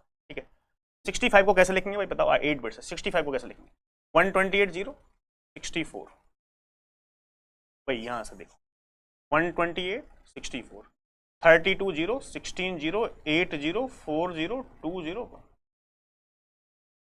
8 बिट से लिखा गया। ठीक है, उसके बाद मेरे पास मुझे 110 लिखना है, 110 कैसे लिखा जाएगा भाई, देखो 128 वाली तो बिट 0 होगी, 128 क्या होगी आपकी 0। ठीक है, उसके बाद हमारे पास क्या हो गया 64 मेरे पास 1 हो गया, 32 मेरे पास 1 हो गया, 64 प्लस 32 कितना हो गया 96 हो गया, 96 प्लस 16 ऐड करूंगा तो 96 प्लस 16 कितना हो जाएगा मेरे पास 112, 16 नहीं 14 ऐड करना है। ठीक है, 14 का मतलब 8 प्लस 4 12 प्लस 2 4, 96 प्लस 8 4 12, हाँ ध्यान में ठीक है 110 यार। ठीक है, उसके बाद मेरे पास क्या 100 को मैं कैसे कन्वर्ट करूंगा भाई, 128 64 प्लस 32 96 प्लस 4 96, ये हो गया हमारे पास 32 16, ये हो गया 8, ये हो गया 4 2, इस टाइप से कर लिया। ठीक है, अब ये मेरे पास यहां पे कन्वर्ट हुआ है। ठीक है, 8 बिट में, बात समझना, ये 8 बिट, यहां पे 8 बिट, ये 8 बिट ऐसा लिखा गया। लेकिन हमारे पास मैं आपको बताऊं भाई, यहां पे जो हमारे पास 64 एनकोडिंग मतलब 0 से 63 वैल्यू होगी, 0 से 63 के, बिकॉज 6 बिट का नंबर है। तो अब मुझे क्या करना पड़ेगा ना इसको दोस्तों, यहां पे हमारे पास बेस 64 है, तो x की वैल्यू 0 से 63, y की वैल्यू 0 से 63, यानी हमारे पास कितने बिट का होगा 6 बिट। तो इसको दोस्तों 6 बिट से क्या करना पड़ेगा, डिवाइड करना पड़ेगा, 1 2 3 4 5 6, ये ध्यान रखना है यहाँ पे हमारे पास भाई, ये पहले 8 बिट है, उसके बाद 6 बिट। ठीक है, डो नॉट गेट कंफ्यूज, 1 2 3 4 5 6, यानी यहाँ पे हमारे पास 1 2 3 4 5 6, 1 2 3 4 5 6,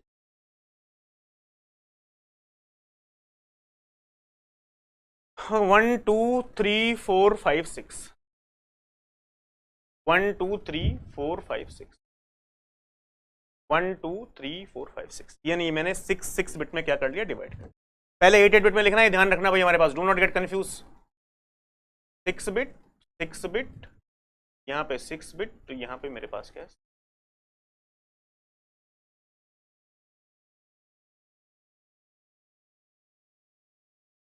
ठीक है, वो भी बताएंगे, ऐसा एग्जांपल बताएंगे जिसमें हमारे पास लास्ट में हमारे पास वैल्यूज उतनी नहीं आएंगी, यानी हमारे पास लास्ट में 2 बिट बची तो क्या होगा, ऐसा भी एग्जांपल लेंगे, लेकिन अभी आपको समझना है। अब मुझे आप बताओ यार, जो वैल्यू 0 से 63 हो सकती है, वो वैल्यूज कैसे होंगी हमारे पास, कोई स्टूडेंट बता सकता है, कोई भी स्टूडेंट, मैं आपको बताता हूं।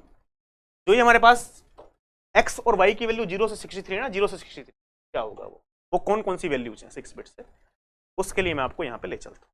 ठीक है, यहां पे मान लो मैंने क्या लिखा है, A B C D D E F G H I J K L,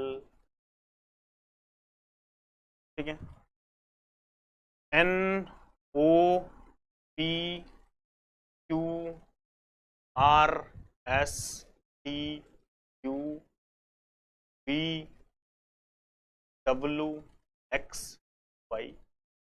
पूरा हो गया भाई। 1 2 3 4 5 6 7 8 9 10 11 12 13। क्योंकि मुझे शक है कि मुझे एबीसीडी भूल तो नहीं गया हूं। उसके बाद क्या होगा, A B C D small, E F G H I J, small J मैं भूल गया हूँ बनाना यार, एडजस्ट कर लेना। J A B C D F G H I J J K L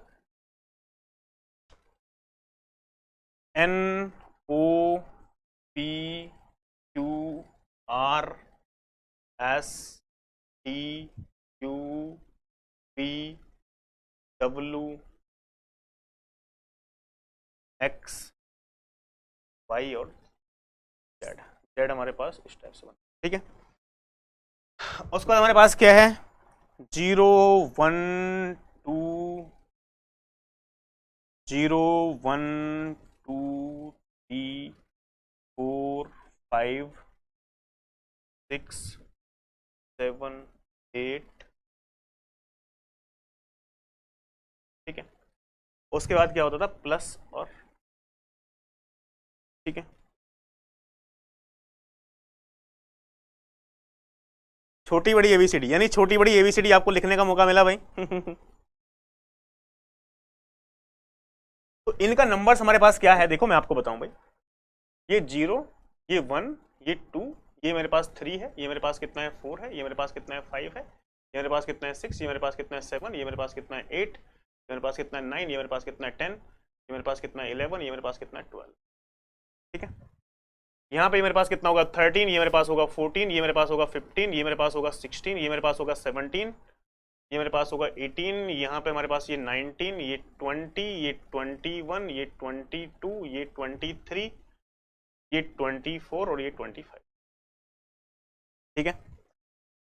इसकी वैल्यू होगी 26, इसकी वैल्यू होगी 27, इसकी वैल्यू होगी 28, इसकी वैल्यू होगी 29, ये होगा मेरे पास 30, ये होगा 31, ये होगा 32, ये होगा 33, ये होगा 34, ये होगा 35, ये होगा 36, 37, 38, ठीक है। 39, ये हो गया 40, ये हो गया 41, ये हो गया 42, ये हो गया 43, ये हो गया 44, ये हो गया 45, ये हो गया 46, 47, कहीं गलती ना हो जाए भाई, 48 बताते रहना, 49, ये हो गया 50, ये हो गया 50, ठीक है। ये हो गया 52, ये हो गया 53, ये हो गया 54, ये हो गया 55, ये हो गया 56, ये हो गया 57, ये हो गया 58, ये हो गया 59, ये हो गया 60, 61, 60।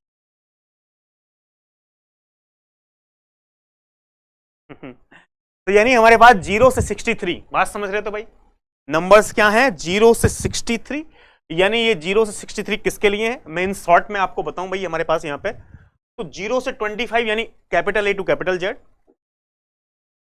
0 से 25 यानी हमारे पास है दोस्तों किसके लिए, in short capital A to capital Z है।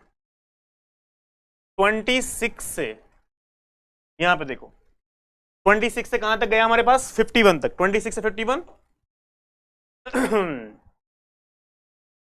ये क्या है मेरे पास, small A to small Z. 52 से मेरे पास है 61 तक। 52 से 61 क्या है हमारे पास, 0 से 9,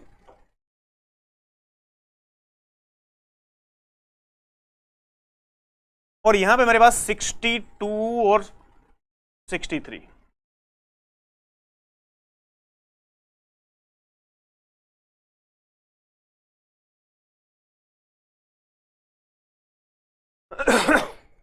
ठीक है।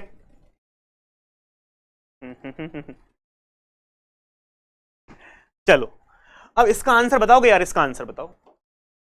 जब मैंने 6 बिट में कवर, अब आंसर चाहिए मुझे आपको इससे। 6 बिट में कन्वर्ट किया तो नंबर क्या आएगा? ये नंबर देखो भाई, ये पहले 8 बिट में कन्वर्ट हुआ है, यहां पे ये 8 बिट, ये 8 बिट, ये 8 बिट, ठीक है, 8 बिट में, ये ध्यान रखना आपको। उसके बाद ये 6 बिट में क्या किया गया है? डिवाइड किया गया है।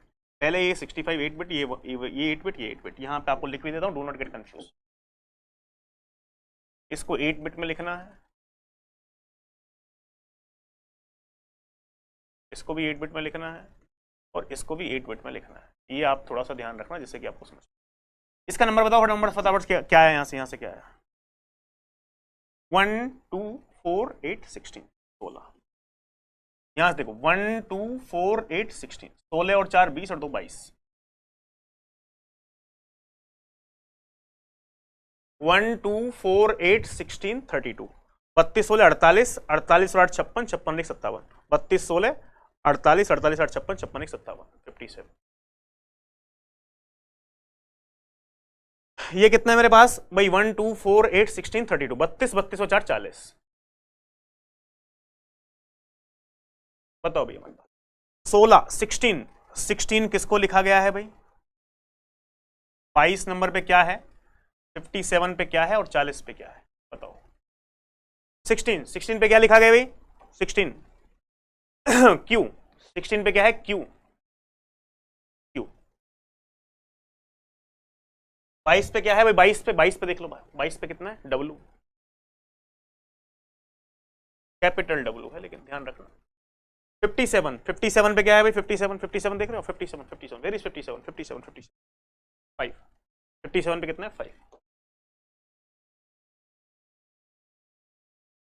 40 पे क्या है भाई? 40 पे 40 वेरी 40 40 पे है पी।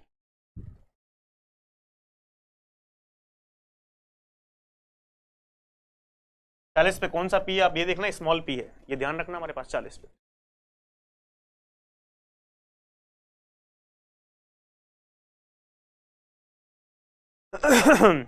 गड़बड़ हो गया क्या हमारे पास?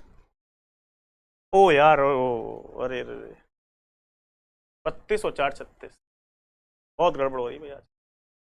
32 और 4 36, 36 पे कितना है? 36 पे कितना है? 36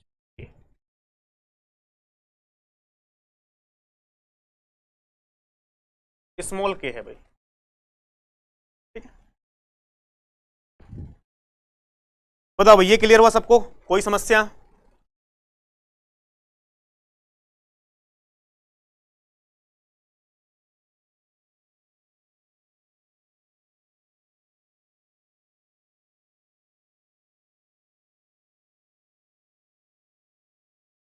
कुछ गड़बड़ हुई है क्या भाई? ठीक है ना, कुछ गड़बड़ थोड़ी है, ऑल क्लियर, ठीक है। क्लियर है ना सब? ठीक है। तो देखो इसमें एक चीज समझो आप यार, यहां पे एक चीज आप समझोगे ना, तो टेक्स्ट डेटा था मेरे पास भाई, इनपुट, इनपुट समझना।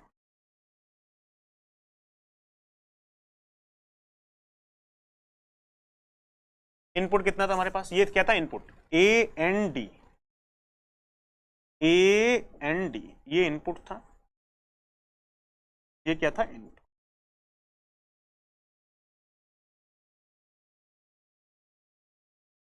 बेस 64 एनकोडिंग की बात की जाए हमारे पास, base 64,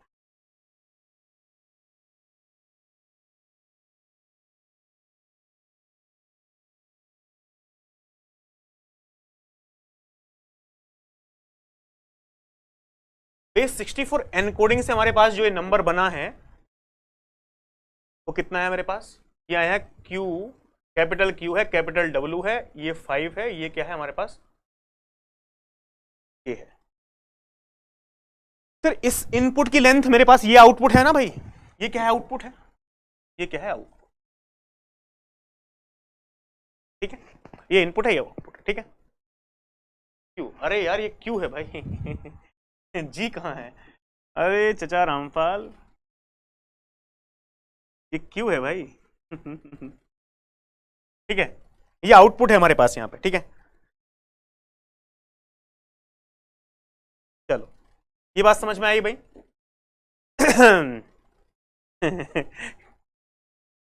you have got it, ठीक है। चलो अब मैं आपको एक चीज और बताता हूं। यहां पे इनपुट की जो लेंथ थी वो 3 थी, आउटपुट की लेंथ क्या है? 4 है। तो ये क्या है? ओवरहेड है। सर आपको चचा रामपाल क्यों बोलते हैं? अच्छा मुझे किसने बोला भाई? चचा रामपाल वाली कहानी बता लगे भाई।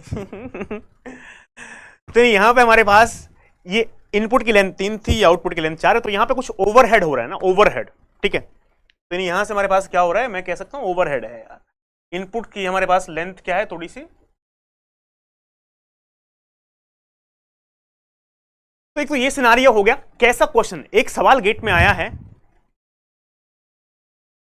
उस सवाल में ऐसा ही कोई क्वेश्चन है कि हमारे पास टेक्स्ट डेटा ये है, बेस 64 एनकोडिंग में हमारे पास उसको कन्वर्ट होकर आउटपुट क्या होगी? तो इनपुट गिवन है, आस्क की वैल्यू क्वेश्चन के अंदर गिवन होगी आपको, और आपको उसका आउटपुट फाइंड करना है। एक क्वेश्चन ऑलरेडी गेट के अंदर पूछा गया है, may be in the future, यानी यहां पे हमारे पास दूसरा क्वेश्चन भी पूछा जा सकता है। लेकिन इसका मैं एक एग्जांपल और देता हूं बेहतर से, जो आपको अच्छे से और बात समझ में आ जाएगी, ठीक है। यानी एक बात आपने यहां पे समझ ली मेरे प्यारे दोस्त, यानी 3 बिट का जो हमारे पास इनपुट था वो 4 में, यानी जो इनपुट हमारे पास यहां पे 3 डिजिट का था या 3 कैरेक्टर का था, 3 सिंबल का था, यहां पे 4 सिंबल बन रहे। 3 सिंबल के कितने सिंबल बन रहे? 4 सिंबल बन रहे, ठीक है। यदि मान लो मैं एक इनपुट ये लूं हमारे पास, जैसे कि मान लो ये ए एन डी यहां से ले लिया, या हमारे पास पी क्यू आर, और हमारे पास जेड पी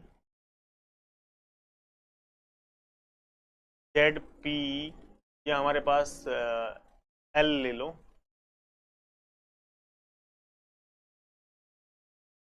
ठीक है, एल, और यहां पे ऐसा जी। ऐसा मान लो कोई इनपुट हो, ठीक है। अरे यार 1 मिनट का टाइम लगेगा भाई। तो मान लो एक बार बताओ, ये जो इनपुट है ये 3 बिट का, ये 4 में कन्वर्ट हो जाएगा भाई।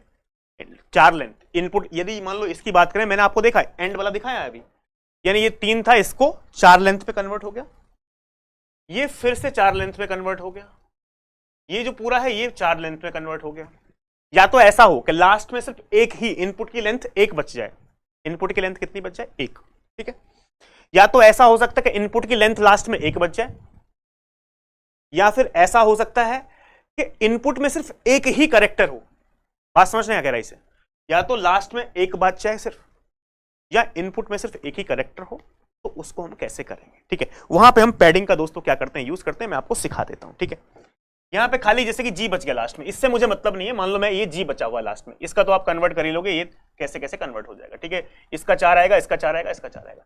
तो लास्ट में अकेला बच जाए, या फिर ये अकेला ही हो, लास्ट में अकेला बच जाए, या फिर ये अकेला ही हो, कैसे करें? मान लो ये जी है, दोनों केस बता रहा हूं मैं आपको। ऐसा भी हो सकता है लास्ट में अकेला बच जाए, या इनपुट में खाली एक ही सिंबल है, तो कैसे कन्वर्ट होगा, ठीक है।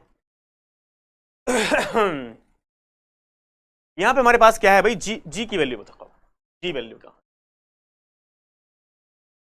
जी की आस का वैल्यू देखो, ये जी है हमारे पास, स्मॉल जी। स्मॉल जी आप देख रहे हो कहां है? स्मॉल जी, स्मॉल जी, स्मॉल जी, ये रहा स्मॉल जी, 103।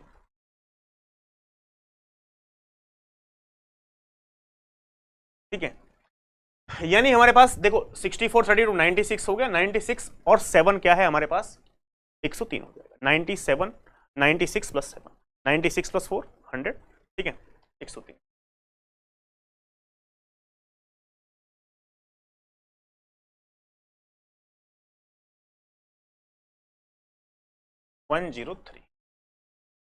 उस 103 को मैं 8 बिट में लिखूंगा तो क्या आएगा मेरे पास? 128 मेरे पास ये 0 रहेगा। 64 प्लस 32 96, ठीक है, 16 8 4 2 1 4 2, ठीक है भाई। ये हमारे पास ये पूरा हो गया, हमारे पास 96 हो गया, 96 प्लस 7 103 हो गया, ठीक है। अब इसको मुझे क्या करना है, 6 बिट में डिवाइड करना है। 1 2 3 4 5 6, ठीक है, ये 6 बिट में आपने डिवाइड किया, ये 6 बिट। जो भी लिखने के बाद हमारे पास हम 6 बिट में क्या करते हैं, डिवाइड करते हैं, ठीक है। ये 6 बिट, यहाँ पे ये भी 6 बिट। अब इसमें आगे कोई बिट नहीं है अवेलेबल, तो इसमें आगे बिट अवेलेबल नहीं है, तो क्या करेंगे हम दोस्तों, यहाँ पे बाकी की बिट्स को क्या कर लेंगे, 0 मान लेंगे, ठीक है, पैड कर देंगे। यहाँ पे क्या कर देंगे, पैड कर देंगे। 1 2 3 4 और हमारे पास क्या होगा, हाँ 4 ही हो गए, 6 बिट है, ठीक है। अब ये बताओ इसकी वैल्यू क्या आएगी, कोई स्टूडेंट बताएगा इसकी वैल्यू क्या आएगी। 1 2 4 8 16, 16 8 24, 24 और 1 25, ठीक है। यहाँ पे देखो ये है 32 और 16, 32 और 16, 1 2 4 8 16 32, 32 16 48।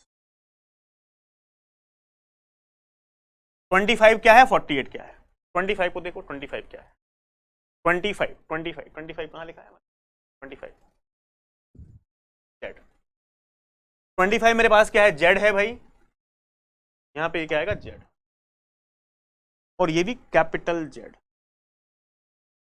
48 क्या है, 48 क्या है भाई हमारे पास, 48 यहां पे देखो, 48 क्या है, डब्ल्यू, स्मॉल डब्ल्यू, स्मॉल।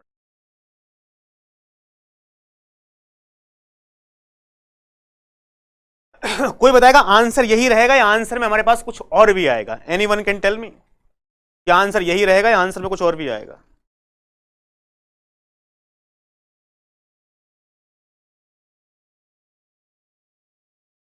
यहां पे दोस्तों हमारे पास हर एक 3 4 में कन्वर्ट हो रहे थे, हर एक 3 4 में कन्वर्ट हो रहे थे, हर एक 3 4 में कन्वर्ट हो गए। यहां पे तो जो आउटपुट मिल रही थी मुझे 4 की मिल रही थी, तो यहां पे हमारे पास ये इक्वल टू लगाएंगे, यानी इसको हम आगे पैड करेंगे, यानी इसका भी आउटपुट कितना रखना है, 4 बिट का रखना है, इक्वल इक्वल।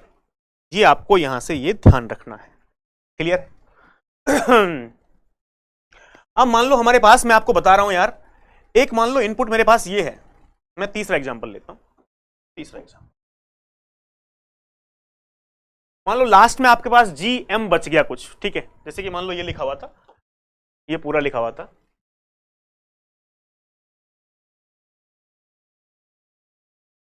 पी क्यू या आर या जे एच जी एच के, सपोज यहां पे जी, ऐसा कुछ है। तो मान लो यहां पे हमारे पास दोस्तों ये हमारे पास 3 बिट, ये 3 बिट हमारे पास, ये 3 जो हमारे पास नंबर है 4 में कन्वर्ट हो जाएंगे, 3 नंबर 4 में कन्वर्ट हो जाएंगे, लास्ट में मान लो हमारे पास ऐसा बचता है कुछ जी, या हमारे पास इनपुट में यही हो हमारे पास, ठीक है, इनपुट में खाली जीएम हो, इनपुट में खाली ये जीएम हो 2, तो कैसे करें,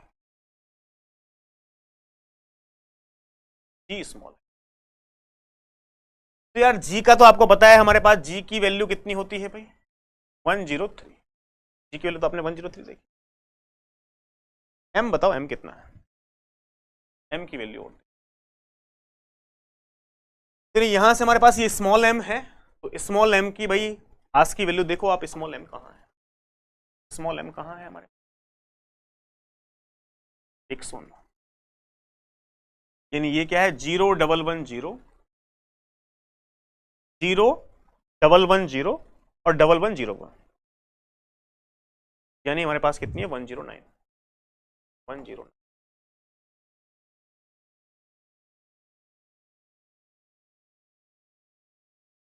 चलो अब एक ध्यान रखना भाई, इसको भी 8 बिट में लिखना है, ये कंफ्यूजन मत होना आप, इसको भी 8 बिट से लिखना है, इसको भी 8 बिट से लिखना है, ठीक है।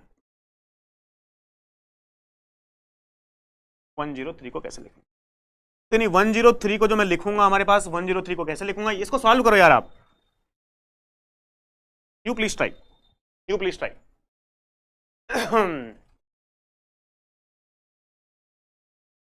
बताओ भाई,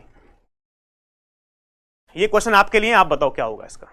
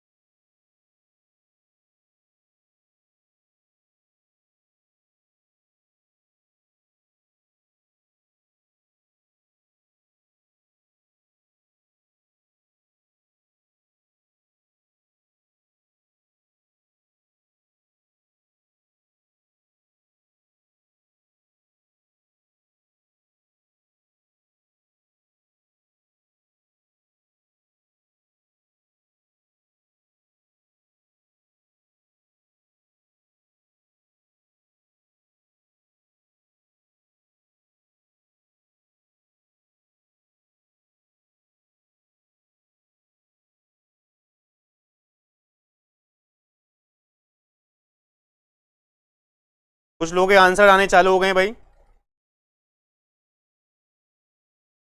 नहीं नहीं नहीं नहीं नहीं, ये तो नहीं होगा, गलत कर रहे हो भाई।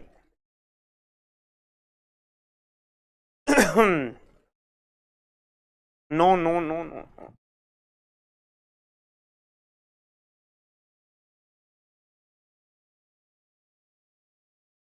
हाँ, ये क्या है भाई नाम तुम्हारा? यार तुम्हारा तो नाम ही मुझे समझ में नहीं आ रहा भाई। उसका जो भी नाम, CROTEUS, क्या पढ़ूं भाई तुमको? इसका आंसर ठीक है। तो देखो 8 बिट से हमारे पास ये 103 था यार। 103 को कैसे लिखेंगे ये बात समझ लेते हैं हमारे पास भाई। तो 128 तो जीरो का 64 प्लस 32 96, ठीक है। 96 प्लस 7 96, ये हमारे पास हो गया 16, ये हमारे पास हो गया 8, ये हो गया 4, ये हो गया 2, ये हो गया 1, ठीक है। उसके बाद हमारे पास ये पूरा 109 भाई। 128 क्या होगा? 0, 64 प्लस 32 96 हो गया, ठीक है। 16 112 हो जाएगा, 16 को कर नहीं सकता, 8 तो 96 प्लस 8 यानी 96, 8 कितना हो गया? 104, 104 और 4 कितना हो गया? 108, ये 2,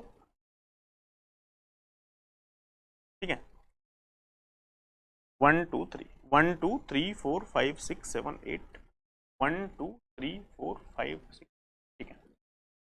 अब इसको क्या करेंगे हमारे पास यार, 8 बिट में डिवाइड, 6 बिट में डिवाइड करेंगे। 1 2 3 3 3 6, ठीक है।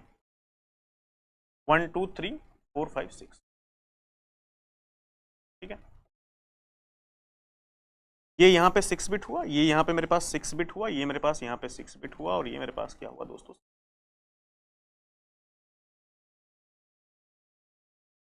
अब देखो यहाँ पे हमारे पास 2 जीरो कम पड़ रहे हैं, तो ये 2 जीरो मेरे एक्स्ट्रा पैडिंग लगा दूंगा भाई। ये 2 जीरो क्या हो जाएंगे? पैडिंग कर दूंगा मैं, यहाँ पे क्या कर दूंगा? ये 2 जीरो, ठीक है।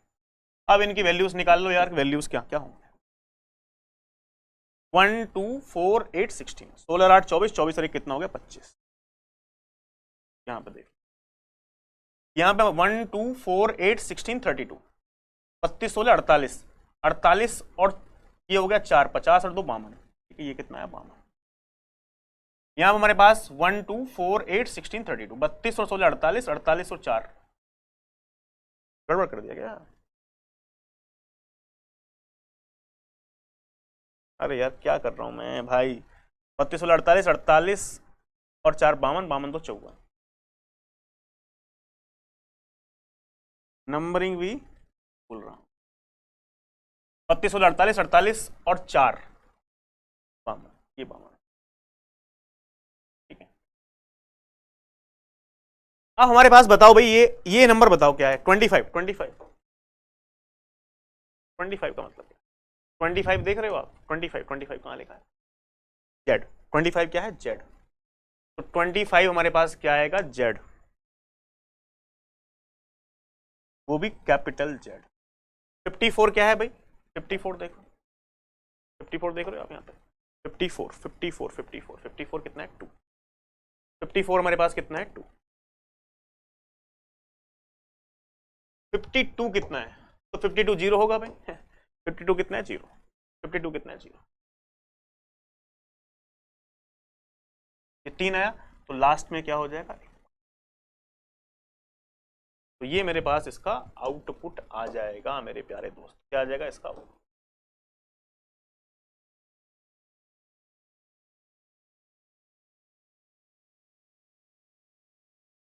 ठीक है, बताओ भाई, ये बात क्लियर हुई?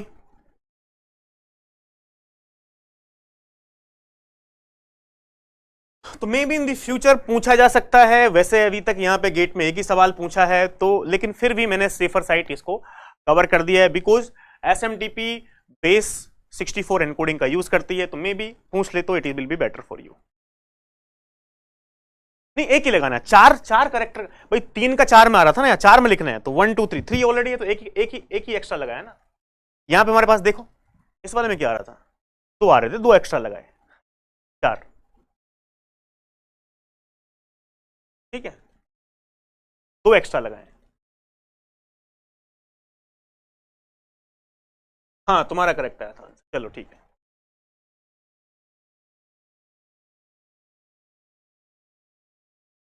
उसके बाद दोस्तों यहां पे हमारे पास कुछ कमांड भी पूछ लेता है कि यार SMTP कमांड हमारे पास क्या होती है, SMTP की कमांड्स कौन कौन सी हैं। यहां पे डायरेक्टली क्वेश्चन आता है कि ये कमांड किस प्रोटोकॉल है, ये डिमांड हमारे पास किस प्रोटोकॉल की है। यानी ये डिमांड ये हमारे पास कमांड SMTP की है, ये हमारे पास कमांड FTP की है, ये कमांड HTTP की है, ये हमारे पास ऐसा पूछा जाता है। यार hello mail from receipt to data quit reset verify no turn EXPN help send from mail small from ये सारी कमांड्स हमारे पास किसकी हैं दोस्तों, ये SMTP की हैं। And I have taken the reference from Forouzan text book. मैंने ये फोरोजन से क्या लिया है, रेफरेंस लिया है। अलग अलग वेबसाइट पे आपको अलग अलग इंफॉर्मेशन देखने के लिए मिल सकती है। बहुत ज्यादा कंफ्यूजन है, ठीक है, बहुत ज्यादा। तो यानी यहां पे आपको अलग अलग बुक में अलग अलग इंफॉर्मेशन देखने के लिए मिलेगी।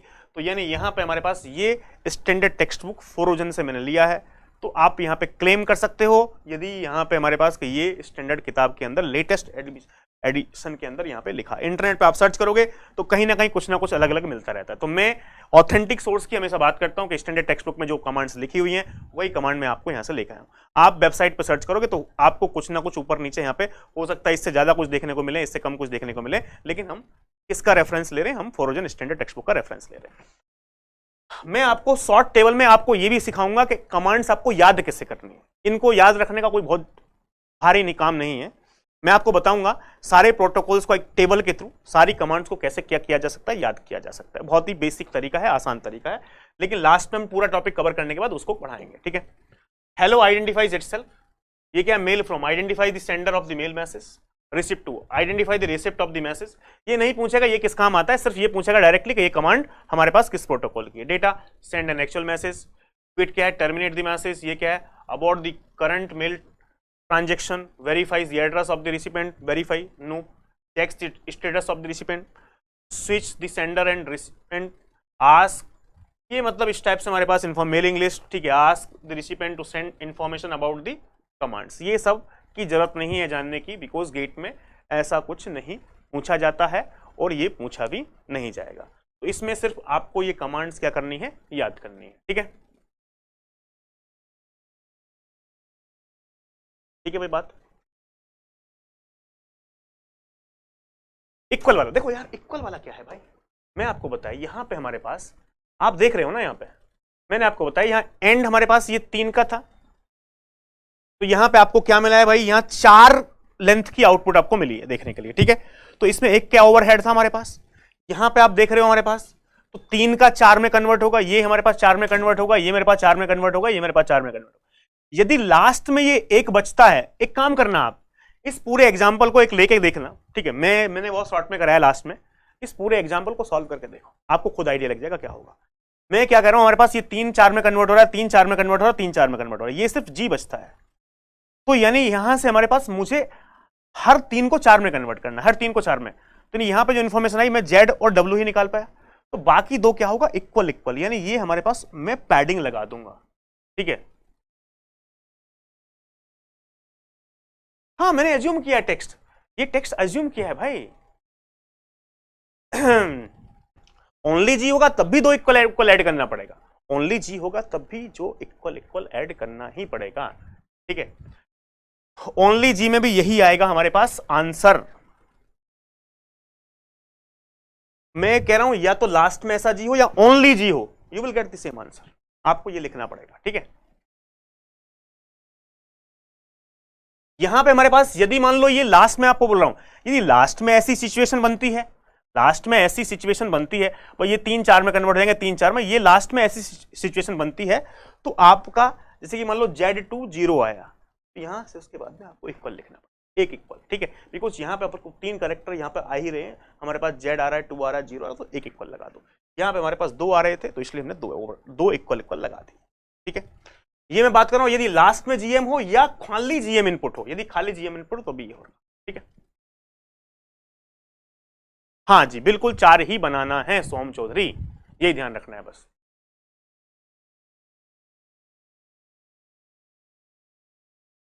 चार ही इसको बनाना है।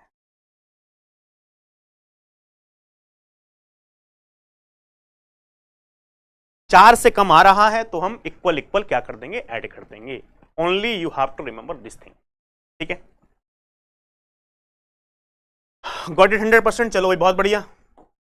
तो ये हमारे पास SMTP जो प्रोटोकॉल है दोस्तों, ये हमारे पास कंप्लीट हो गया है। एक सवाल किसका कुछ पूछा गया है यार, ये सवाल गेट 2011 में है। I want A correct answer from all of you. ये यार क्वेश्चन नंबर 5 नहीं होगा, क्वेश्चन नंबर 1 होगा, ठीक है। Please read the question carefully. इस क्वेश्चन को एक बार रीड कर लो और बता दो इसका आंसर क्या होगा।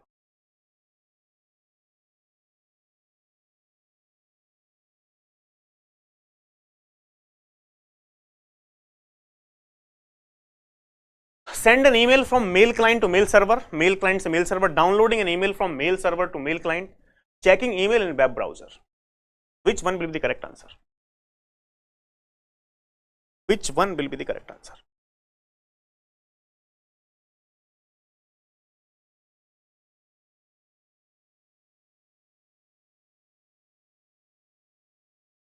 Sending an email from mail client to mail server, ये हमारे पास कौन करता है भाई?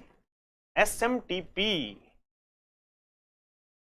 Downloading an email from mail box server to mail client, ये हमारे पास करता है पॉप का काम। क्या लिखा है?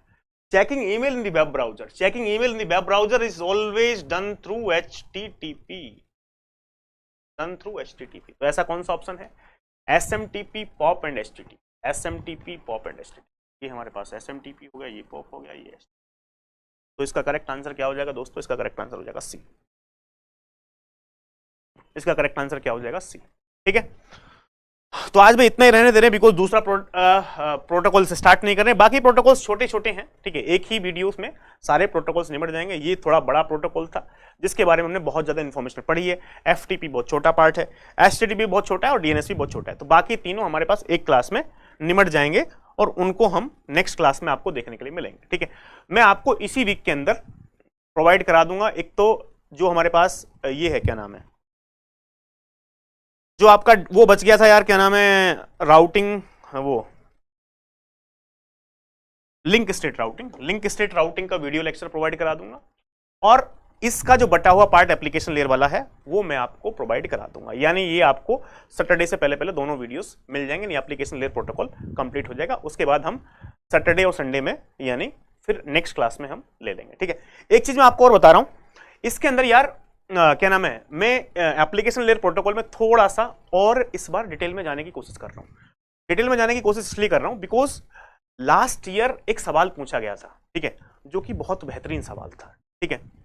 तो उसके लिए मतलब सवाल अच्छा सवाल था बहुत, ठीक है। मतलब उस लेवल का कोई बताता नहीं है कि भाई क्या है कैसा है। तो इसलिए मैं थोड़ा और डिटेल में एप्लीकेशन लेयर में इस बार जाऊंगा, जिससे कि आप कोई भी सवाल मिस नहीं कर पाओ, ठीक है। सारे सवाल आप सॉल्व कर पाओ। तो मैं खुद भी उसके लिए मतलब मैंने खुद भी 2-3-4 किताबें पढ़ रहा हूं, तो कि एप्लीकेशन लेयर का प्रोटोकॉल का जो कंसेप्ट है मैं भी थोड़ा और अपना इंप्रूव कर पाऊं, जिससे कि मान लो पहले क्या है, एक लेवल के क्वेश्चन आते हैं, बहुत बेसिक लेवल, तो बेसिक लेवल पढ़ा दिया, लेकिन अभी अभी एडवांस क्वेश्चन पूछ रहा है। तो मैं जो जिस लेवल का क्वेश्चन पूछ रहा है उस लेवल का कंटेंट आपको डिलीवर करूंगा, ठीक है। तो मैं खुद भी अपने कंटेंट को अपडेट हमेशा करता रहता हूं, डिमांड के हिसाब से, एग्जाम के हिसाब से कि भाई, और उसके लिए मुझे 3-3, 4-4 किताबों से पढ़ना भी पड़ता है। उन 3-3, 4-4 किताबों से पढ़ के फिर नोट्स बनाना होता है कि भाई इसमें नोट्स बनाया, ये अपडेट किया, ठीक है। तो इस बार एप्लीकेशन लेयर प्रोटोकॉल में मैं बहुत सारी चीजें अपडेट करने वाला हूं, जिससे कि आप किसी भी डिफिकल्ट लेवल तक का क्वेश्चन सॉल्व कर पाओ, ठीक है। हाँ, कल से एल्गो शुरू हो रहा है भाई, कल से एल्गो शुरू हो रहा है, ठीक है। ठीक है भाई, मिलते हैं हम बाद में।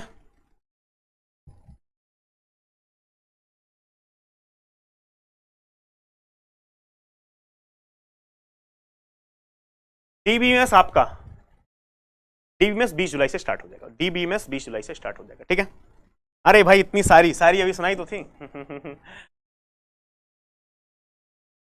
ठीक है, नेक्स्ट क्लास में आपको सारी मिलेगी एक बहुत बेहतरीन, ठीक है। टाइमिंग एल्गो की टाइमिंग क्या होगी? एल्गो की टाइमिंग देखो आपकी 9 to 11 होगी, 9 to 11 PM एल्गो की टाइमिंग होगी, 9 से 11 बजे, ठीक है। आई थिंक 9 से 11 बजे आपकी। और देखो CN मैं आपको बोल रहा हूँ, कंप्यूटर नेटवर्क में बहुत ज्यादा सिलेबस अब नहीं बचा है, बिल्कुल भी आपको टेंशन लेने की रिक्वायरमेंट नहीं है, ऑलमोस्ट सब कुछ खत्म होने वाला है। पेशेंस रखो, बस 2-3 क्लास के अंदर मैं बाइंड अप करूंगा। इन 2 क्लास की मैं आपको लिंक स्टेट राउटिंग की और क्या नाम है ये एप्लीकेशन लेयर प्रोटोकॉल की आपको रिकॉर्डेड वीडियो दूंगा। एप्लीकेशन लेयर प्रोटोकॉल्स में तो मुझे कुछ चीज़ें अपने नोट्स में खुद भी ऐड करनी है, 2-3 किताबों से मैं भी पढ़ रहा हूँ, उनको थोड़ा सा एक कंपाइल कर लेता हूँ और उनको ज़्यादा अच्छे से डिलीवर करूँगा, ठीक है।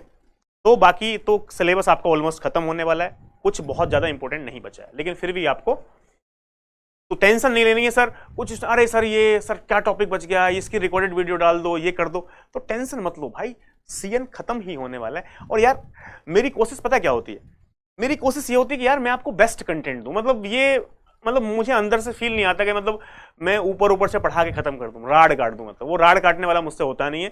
मुझे ये है कि भाई मैं ये अच्छे से ही पढ़ाऊंगा, टाइम बेशक लग जाए, और समय ऐसा तो है नहीं कि आपका एग्जाम कल आने वाला, अभी समय है। तो आप सीएन को ये समझ लो कि सीएन की सारी रेस्पॉन्सिबिलिटी मेरी है, मैं आपको यहाँ पे इस सब्जेक्ट के अंदर मैक्सिमम मार्क्स दिलाने वाला हूँ, ठीक है। मैक्सिमम मार्क्स आप स्कोर करके आओगे। अभी तो मैं आपको इसलिए पढ़ा रहा हूँ, दूसरा मैं सारे किताबों के क्वेश्चंस बना रहा हूं, आपको स्टैंडर्ड बुक के क्वेश्चंस रिवाइज कराऊंगा सारे, यानी कंप्लीट होने के बाद इसका रिवीजन भी होगा, ठीक है। जैसे ही अक्टूबर हो जाएगा, अक्टूबर में आपका सिलेबस कंप्लीट माइंड अप करा देंगे, October batch ABCD October and syllabus will be completed, ठीक है। उसके बाद नवंबर, दिसंबर, जनवरी में हम सारे सब्जेक्ट का रिवीजन कराएंगे क्वेश्चंस के थ्रू, वो भी स्टैंडर्ड बुक के क्वेश्चंस के थ्रू। तो जब हम और क्वेश्चन सॉल्व करेंगे तो आपका बहुत स्ट्रांग होता जाएगा। मैं यदि आपने जो हम कंटेंट पढ़ा रहे हैं, रिवीजन जो कराएंगे, सारा आप पढ़ते रहोगे तो यार 100% आपकी हर सब्जेक्ट में मैक्सिमम स्कोर कर पाओगे। मैं अपने सब्जेक्ट में बोल रहा हूं, आपको मैक्सिमम स्कोर करके आओगे, ठीक है। डिजिटल लॉजिक की क्लासेस जो बच गई हैं उनका टाइमिंग मैं एक बार पूछ लेता हूं, ज्यादा शायद बची नहीं है, 2-3 बची हैं, लेकिन एल्गो स्टार्ट होना बहुत जरूरी है।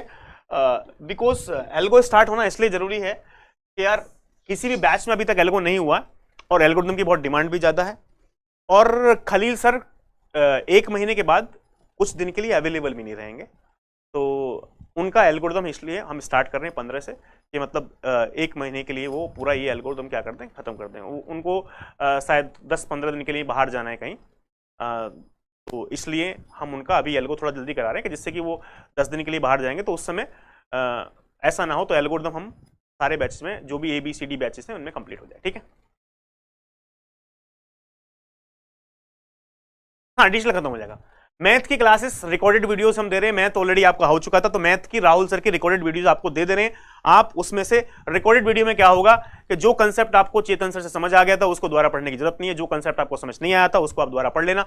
तो रिकॉर्डेड वीडियो से मैथ आप आधे टाइम में भी कंप्लीट कर सकते हो। तो इसलिए क्योंकि एक बार आप लाइव पढ़ चुके हो, तो राहुल सर का हम लाइव ना करा के आपको रिकॉर्डेड दे दे रहे हैं अभी, और मैक्सिमम से 1 वीक के अंदर रिकॉर्डेड वीडियोस राहुल सर के आपके बैच में अपलोड हो जाएंगे, सारे बैचेस में।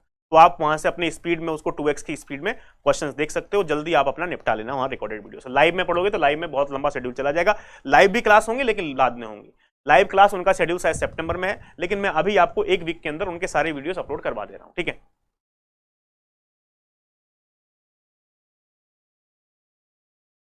ठीक है,